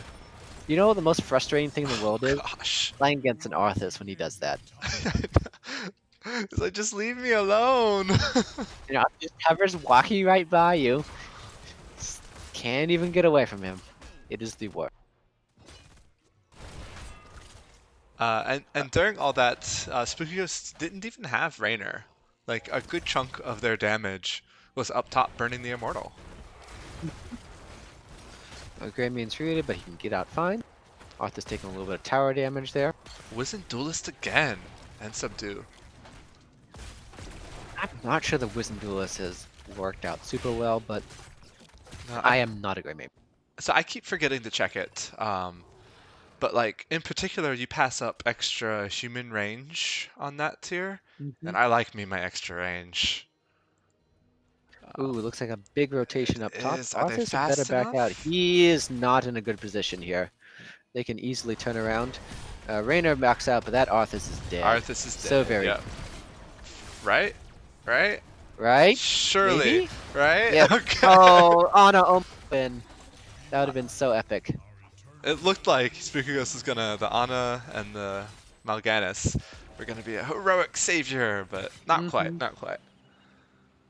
That was pretty far that the Arthas managed to get by just considering he started in the right side bush and just walked all the way back almost to his That's with the pretty entire enemy impressive, team yeah. beating on him. Mhm. All right. Well, Pro is going to start on their uh, Bruiser Camp. Bruiser Camps didn't accomplish very much last time, so let's see what happens. It did keep Positions favor. Arthas out of the fight for the whole first half. Mm-hmm. All right, these positions I think favor a Spooky Ghost. They want to. Their burn isn't amazing, so they want to get the leaming damage on things and slow on. But looks like Pro is going to move down, clear out the bruisers, and then try to get some damage in while Spooky Ghosts are distracted. Ooh, Arthas in trouble, gets taunted, Again, gets a oh Greymane on, no. and burned down. That taunt is paying off well. Yeah, taunt is like you said, getting dividends there. And Raynor is having to go top to clear off that camp, which should be free reign for the halftime. Yep, Um, and just, don't blink or you're going to miss the halftime here. I know. We do have ults for both teams, Ooh. Bloodlust, Blessed Shield. Look at, when you get a chance, look at Vala's talons. She did not go the Hungering Arrow build. She went full, whatever it's called, multi-shot. Hungry Arrow, Better like, team does fighting? the bonus damage here, right? Yeah, that Okay. is the one. I guess they view they have enough burn, they don't need it anymore, which might be reasonable. Yeah, I see that, I see that. Alright, both teams 10. Agents, Nemesis. Anything unusual on the ults? Army of the Dead I instead of Syndragosa. Not, Yeah, I see both. I Sometimes like you, Army of the Dead here. yeah. He's been getting burned quickly, but not quickly enough that Army of the Dead wouldn't help. Mm-hmm. So, yeah, I think that was a smart Yeah, choice. could easily make it. Alright, it looks like 5v5. Arthas and Varian flanking the sides, looking for stuff. The Immortal's getting some good damage on that keep there. Oh, Oh, Blessed triple Shield stun into good by damage. Vala. That's not good. They managed to get out of that somehow? The I don't fort know how took that happened. down Joe. Fort did so much damage on Joe. Oh my gosh. Alright, they've got Slow, they've got Arthas. Vala should get out. Varian manages to protect it, by the way. That looked really good initially for Oh Phoenix my god. Rising. Multiple multi-stuns.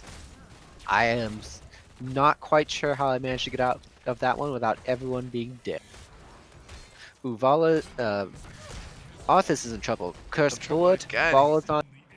He doesn't He's one have now. He army. doesn't have Army of the Dead. 400 hit points, and he's gone.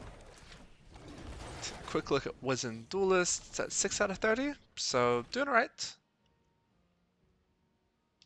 So, got a couple attacks in there. But yeah, Arthas is just getting picked off there. Yeah, That is Arthas one of their vulnerables. needs to be a little bit careful when he doesn't have Army of the Dead. I mean, it's also a good Pro is being very proactive on looking for ganks with those high damage they have. Pro is being proactive. Um, Not intentional there, but I'll take that. Only fort so far has fallen was that last Punisher. Immortal, last Immortal. Mm-hmm. Looks like Pro is moving up to get some siege damage done. They are doing some very aggressive one. Varians, they were looking for it, but Varian was close enough back. And they are gonna take this fort down pretty quick. Again, this is in the bottom lane, so they know it's a 4v5. The Mal'Ganis is coming up now, but not nearly in time to get that fort. Yeah, with 13's talent advantage and 2 forts down, this is looking pretty bad for Spooky Ghost. Yeah, interestingly, Spooky Ghost has had more kills. Not by much, but a little bit more kills. Just not able... It's that Immortal burn, really. Yep. Well, they've also had some unfortunate deaths right as the Immortal started. So like here, they are going to be slow to get this, and this is going to give halftime pretty much without a contest to Pro. Yep. Look at the damage on it. But we do have camps for both teams and 13s for both teams Yeah. now. Yeah, but that camp, Volley just needs to go look at that camp down there for a few seconds, it'll go away. Ooh, Curse Spirit on boy, Arthas. Arthas. He pops the He's army alive. though. He's got army. He'll heal back up. It is a 75 second cooldown though. And they've popped it, and this is a difficult thing. They need to get in and do enough damage on the small to equalize it while fighting. Ooh, Ana gets stunned in the Immortal, in the Blessed Shield. Oh, big Vala's damage from poking. Vala, but Bloodlust Bloodlust out. goes out. Arthas out. He's slowing them down. They're doing some damage on him though, but not that much. Oh, Curse Spirit goes out, takes most of his life. No kills. Rainer's Is taunting in the Rainer? back. Ana's throwing some heals out. One more heal. Oh, he might get out. Beautiful Wow. Qs by Ana. That's enough to push them away even without, and they'll get a Immortal on this. They've got tap They're though. They low. can get a re-engage, Yeah, they're and they low are low. HP here. All right, there's a slow.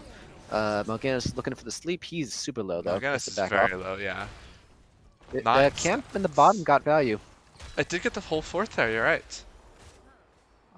So I think they have time to tap. I'd love to see like Joe tap.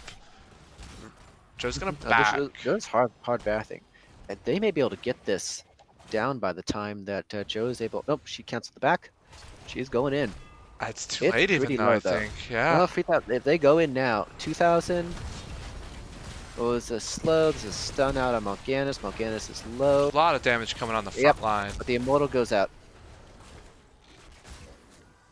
Like, I always like to call out the healers, and I will definitely call out the healers in this one. Little Wolf doing a really good job of it.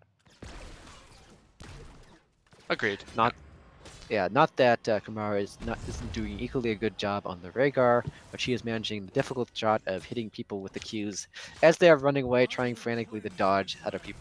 Yeah.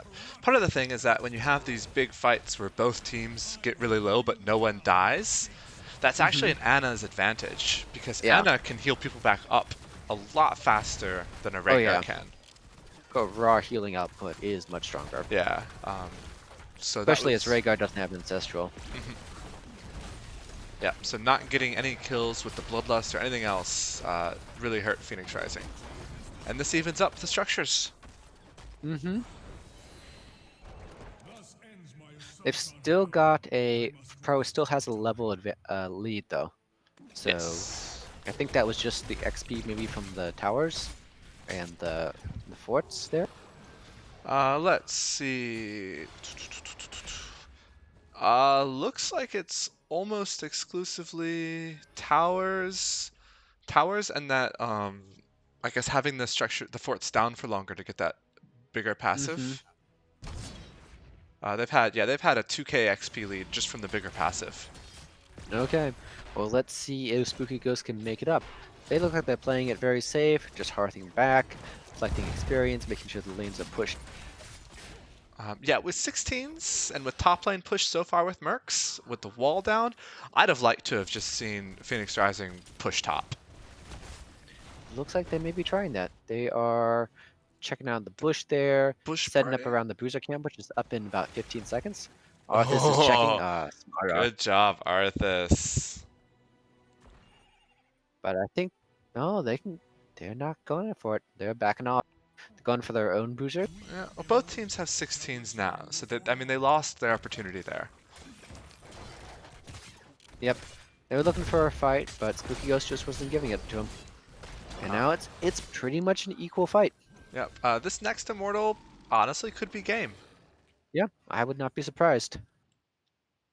Pressure is on for both teams. And a lot of this is going to come down to who finds who in a bush first. So, Pro doing some good discipline, making sure that they scout the verses, but it looks like Spooky Ghost is here. This is up. I'm watching for that bullet. Both teams sort of playing with each other, walking back and forth.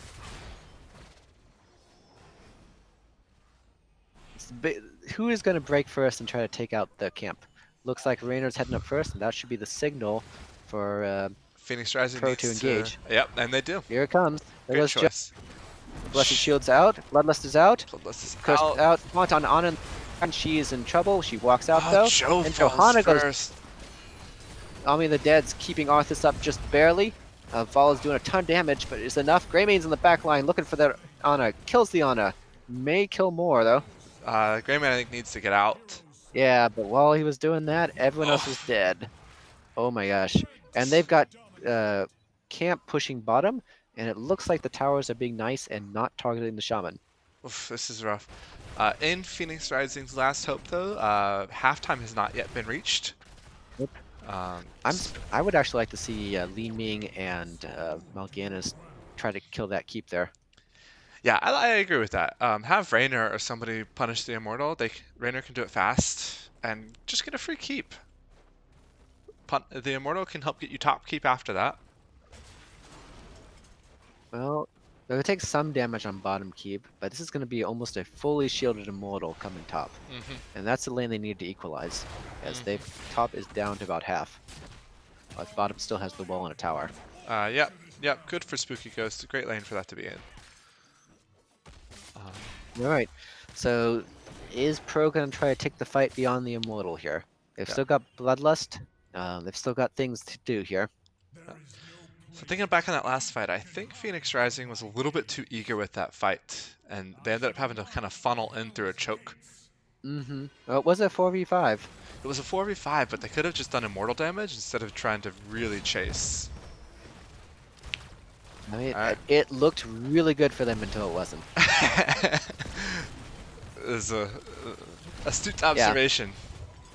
This is top level commentary here. Yes. Chap shield's down. Wells down. Got a little bit down. I think this keep is going to fall. The keep's going to be really hard to keep alive, yeah. You've got catapults and another wave here. Take a little bit down the tower. Jana gets in. All the ults are up. It's just waiting for the things to push. Now, is Spooky Ghost going to go in? Or are they going to... Discretion is the better... Backing out. Alright. I feel it. They got some advantage. They don't want to risk giving up the game. Yeah, especially when they're so close to 20 too. Like they can push bot wave in, and the act of pushing the wave in, getting it close to the keep will also give them 20. Yep, they should hit 20 any second here. With the camp if they want as well, yeah. Alright, so 20. Seeker Swarm on Mal'Ganis. Bigger Wave of Force on Li Ming. Execute on Raynor. Ooh, I haven't seen that Ana talent taken that often. Like That's a pretty good one. yeah. Gives additional 25 armor while in long mode. So pretty much what you expect here.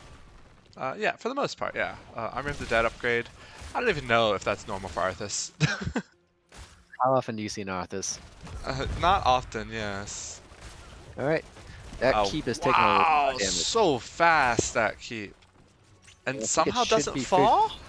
Should be. Okay. Yep, just the mercs. Oh, Banshee is killed in response. GG. Time to ult at 4. You lost your Banshee. Alright, both cruisers. And now it's going to be more difficult for Spooky Ghost to play the wait and see, as both lanes are going to be pushing again. Especially if there's a chance for... sorry, no. Spooky Ghost will have an easier time playing the delay game, while Phoenix Rising needs to push in as much as possible. They are going... They're going in. They're thinking 20s. This is the fight we want. Oh, there's a taunt on Li Ming. Gosh. She made it out. Last second. That's still not a fight they want. Army of the Dead's down. Leave. Time to leave. Taunt is a... They lost shield, but Army of the lost Dead's shield. down. Only thing, but they also spent shield and... Yeah, basically shield for Army of the Dead. Yeah, I'd take that And trade. both are racing pretty hard here. So this is about even, a little bit lead in the favor of Spooky Ghost? Spooky Ghost. Yeah. Camp top is going to take that. No way they can stop it now. Yeah, time to fight, I think. Oh, Arthas is taunted. He's stunned. He's stunned again. He doesn't have army. This is good. Mal'Ganis in trouble. Oh, got stunned by the he doesn't Fala. get to... Oh, that's could be really bad. He needed that ult to survive and get additional sneaks Arthas off. dead too. Kills. This could be game. They go top. Oh my gosh, this Bloodlust is still going. The level 20 upgrade is so strong. Is catapults and a keep on their core though? Yes, so we do see Johanna going back to clear that up. Yeah. They'll take a little bit of core damage, not much. And the Immortal isn't strong. They may be able to pull us out. 40 seconds left. I would have honestly just liked to see them go top and end. Instead of the Immortal, you think? Yeah, Like, now go top even. Let the Immortal push and get keep and such. You've got Greymane. I can see that though. Like, you've got Greymane Vala. I bet they could have just ended, yeah. got varying taunt to look for things, but hey, if they want to take it the safe way, I am fine with that. They've still got about 15 seconds before the Spooky Ghost is up. Yeah, they will be up This though is by the time up. they get to the core. That's going to be a Immortal pushing with everyone else on the. That Immortal is going to even have shields by the time it reaches there. Yep. So this is gonna be a All right, possible there's but an difficult early ult. defense. This is going to be a sleep going off after this. Army of the Dead popped Sleep's still already out, too. Bloodlust but alive that now. Bloodlust is up. the Bless is out, but they're running back. Oh Johanna's already no. low. You stop the Instructable. Going back in. Genji boy going for the hero on the core. Trying to do it. Can you do it? Core's at half. I like Both teams this. I going like back. this. But rooted. And No, the the rest of Immortal's the going to team. go down. I, Oh my gosh. What is this game? Burrito did not want to go back in. That was a suicide run for Vala. It made sense, but He can still get out. I believe in him. it should be okay now, yes. Oh, Anna's looking for the sleep dart. Oh, so close. Oh, the Mal'Ganis. Oh, yep. Like, honestly, I'm not sure it's worth killing him. It is staggering deaths. Yeah, but And that it's was... just Rhaegar and 20 seconds till Greymane. Can they do this? I think they can. They don't have minions yet. I don't think Raynor needs minions. 10 seconds till Greymane. It's gonna be a dead. Yeah. Yeah, that is gonna be game, and what a game! Wow. what a whoosh. The finale of I was, that. yep. I was pretty sure that was game over on that initial core. If Bloodlust had a 5-second shorter cooldown, Phoenix Rising had it. I think that is accurate analysis. Yeah, Bloodlust popped like just 5 seconds too low. Oh, yeah, and that is the problem with Bloodlust. You pop it while your team is on the back foot. Doesn't help much except to escape, Hmm. and you're not gonna escape from Arthas. Yep. Yep. Wow, what a series. You Yeah. can chat a little bit. Let me go check if Spooky Ghosts would like an interview. Okay. I'm just gonna quickly go over the talents. I didn't see anything particularly unusual. Uh, Vala going for the AA build, or multi-shot build rather, instead of the usual Hungering Arrow build on BOE. I think that was perfectly fine. They had more than enough burst to take it down. Raynor did good work. Raynor always just really a solid hero. I've seen a lot of raiders going Exterminator, even on non-BOE maps. I think that's pretty well. You get a lot of value from just being able to quickly clear away lanes and camps and even objectives. I like the leaning play on all sides. I think that both sides did a really good job of showing that she's a really effective hero when you've got a good mastery of her mechanics. Rhaegar build, great. Standard stuff. Bloodlust was really good in a couple situations, and as Kime said, if it had been up a little bit earlier in that last fight, I think we would be seeing a very different win-loss screen. Hmm. I mean, or if they had just backed up a little bit and just let the Immortal push forward, Uh-huh. wait for you to have Bloodlust in your ults, and then use that to just kind of run over. I think that may have Mm-hmm. done it. Let's swap to a different voice channel while we Okay. wait for Little Wolf. Lobby 2 looks open. Hello again. Hello. Let's... Let's see. Just trying to recall back on how those games particularly. I'm glad that the third game was so back and forth. Yeah. First two games are very much one team getting an early advantage, one team and riding that to victory. But third game was excitement. Hello. Hello, Hello. hello. How's it going? Congratulations. Oh, thank you. I knew I was gonna win. The whole No, time I'm you just were kidding. confident. That would be such an asshole thing to say. No, no, that was so scary. Holy The cow. the thing you said, you mean? Mhm. Ah, Um, yes. Well, if you knew you were going to win, we certainly didn't, so yeah, good no. job. Yeah, we were just mentioning game one, you all had that in the bag, beginning to end. Ka-chow, yeah. Game game two, Phoenix Rising looked really solid, beginning to end almost. Yeah, I Game agree. three, though, Game whoosh. 3. I think both teams adapted really well just during the course of that game. I know there was that part where we sent in the early part of the game we made the play to send the Rainer top, and then the second time we did it, they immediately punished us for it, and I was like, oh fuck. Mhm. Mhm. And Uh, even throughout the series, you could see in the draft the bands kind of shifting around a little bit, like Mephisto, for example. Uh, yeah, I didn't expect them to ban him so quickly. I was like, wait, but like we don't play him that much. I, they saw what he did game one. Yeah, no, I think we played really good game one. We had a really solid strategy. Game two, we kind of flipped our team dynamic around. So I think we put our Chen player, we kind of put him in a spot where he hadn't played Chen in a really long time. So I think we need to practice that out a lot better before we can actually bring it out in games. Mhm. Okay. Um, Kibe, why don't you start with questions first? Oh, Sure. So I guess first question would be: did you do any special prep or research against Phoenix Rising Onyx to kind of know what you were going to get yourself into? Yeah, so we always pull up all of our opponents' match history before we start any games with them, and we make sure that we try and pay attention to things that are scary for our team. We frequently ban Falstad during these games because I think he makes it difficult, especially at our level, where the follow up isn't always perfect. His disengage with the gust is always kind of scary because he can basically get like 2 to 3 heroics for the price of one sometimes with it. So we were really careful about getting rid of that because we knew they were good with him. Hmm. Um, and then we just practice like I think 2 to 3 times a week as a team. So yeah. Hmm. yeah, we definitely approved of the Falstad ban. Uh, Pro did a really good job in, when I saw the Falstad play before, so Yeah. No, we were definitely very a aware huge of that. We were trade-off. like, yeah, we don't want the bird.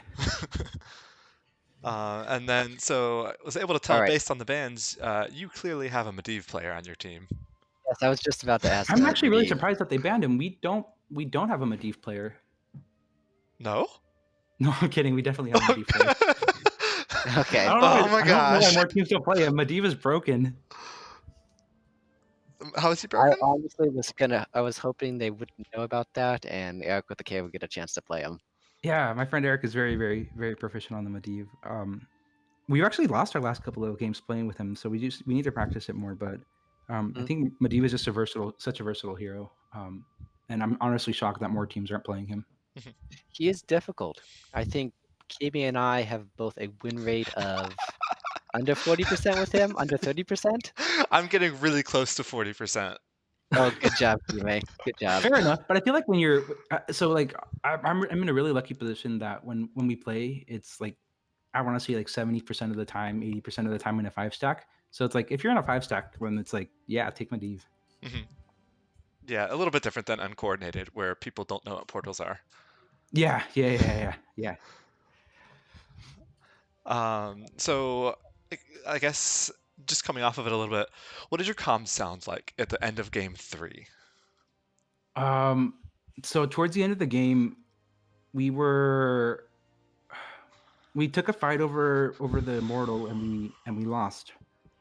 Um, so I think the biggest thing in our mind were that we couldn't let hey we didn't panic right away because the bottom lane was pushed up. Mhm. So they were probably going to have to send at least one person to defend core. So the top priority after we lost that fight was making sure that we didn't lose the other two heroes. And then we just needed to. We've had an issue when we've had objectives pushing like that at late game that we get kind of indecisive, or we try and defend and also take the objective at the same time. Mhm. And I think that when you do that, it kind of it puts your team in a position where you're split, and at level 20 that's like suicide going into a team that's pushing into you. Mhm. So we knew going out of that we were going to have to take a really quick fight, really decisively out of the spawn, and I think we executed it really well. I mean, yeah, you won. That yeah, that That was a very close and crazy fight there behind their immortal. Mhm. Yeah. We knew like as soon as the immortal was going to come up that once the keep was down, we were just going to walk right past it and try and force the engage. Mm-hmm. Um, Question about game two, which was the Volskaya game. Yeah. Um, what were your thoughts like during draft for that one? So initially we were going to go for a different composition altogether. What really threw me off the bat there was that they took both the Li Ming and the Ana. Um, and I think that that's really difficult to. I'm the support player first of all for our team, Mm-hmm. and as a support, that feels really difficult sometimes to answer, just because the damage happens so quickly, and I'm not particularly great with as many bursty healers, I would say. And they Mm-hmm. banned Rhaegar, I think, if I'm not mistaken, that game. Um, so it was difficult to figure out how to be impactful. We swapped onto the Zeratul because we noticed that their backline was pretty squishy, but we weren't comfortable setting up and engage, and we were already kind of trying to play a game where we wanted them to fight into us, and it got kind of turned upside down during the Mm-hmm. draft. So I think a lot of the confusion in the way that we were taking fights stemmed from us trying to pivot the draft a little bit too much from something that we already had in mind. Okay. You didn't think that was a main tank blaze or anything like that. Pardon me? You didn't suspect a main tank blaze. No, we did. We scouted out their match histories, and we've seen that they've maintained Blaze before. Um, Okay. Honestly, just the Garrosh I think threw us off a little bit Yeah. more. It threw Um, us off too in the caster. Yeah, but it was a really it's good also choice and it worked out very well. Yeah, I would agree. I would also mention that we were playing Zeratul, and we kind of got sidetracked off of the like playing for 16 thing. And once we did, even when we did hit 16, I think a couple of execution errors just on our side where we or even just like awareness errors where we kind of gave them picks that we shouldn't have towards the later half of the game. And I think Hmm. that really kind of sealed the deal. mhm. Okay. Yep. That was game two was very different from both game one and game three. I agree. We also took away the leaming like right off the bat because their leaming play was Yeah. really good. Yeah, yeah. The Ana 2, Ana won every game this series. Yep. Ana's so good. I love Ana. If you listen to the cast, I do call out some really good Q skill shots, keeping people just barely alive I from the Ana. know I'm so good at this game sometimes. It was Or were you very talking about the other impressive. Ana? Also modest, I've noticed in this interview. No, I'm kidding. I'm actually not that of a doofus, that much of a doofus. I'm really happy when that happens and I get like a save like that. I'm not Hmm. because I'm not like the most confident player in the world. No, I think it was game three that we called some really good shots. Though there was some also very good shots by the uh, Kumari, who was playing Ana in game two, keeping the Garrosh just barely alive once you stop being able to blow him up so quickly. Yeah, I made it the point. I think Sleep Dart build has been seeing a lot of traction recently. Hmm. But both of those games, I think Grenade build definitely paid off. Okay, Mhm. that We it. did notice that was different between the two of you. Yep, it is different from my usual Ana build as well. Uh, it definitely, I think, did more work in game three than it did in game one. Yeah, I would agree. All right. Uh, Do you have any other questions, Game A? so I guess last question would be, you got any upcoming series or teams that you are particularly worried about or really want to prepare for a little bit extra? No, I think.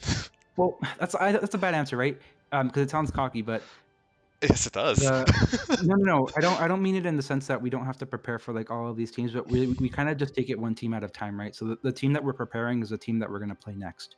Mhm. Um, so we're going to do our research and do our best, um, and I think especially like at my level, it's less about knowing like who the teams that we're going to be playing and more about understanding like where we need to improve. I shot call for my team, and I think a big point of contention for me is like knowing what to do when I'm behind or being a little bit more confident in my call sometimes. And I think that's ultimately what I'm working on.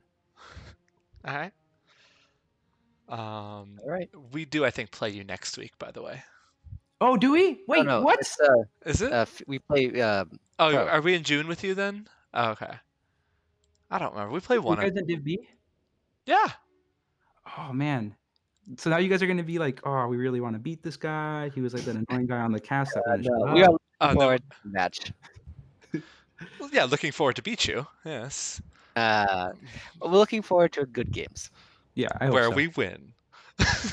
No, it'll be fun, I think. No, we're not next week. It's June. I was looking at the wrong one.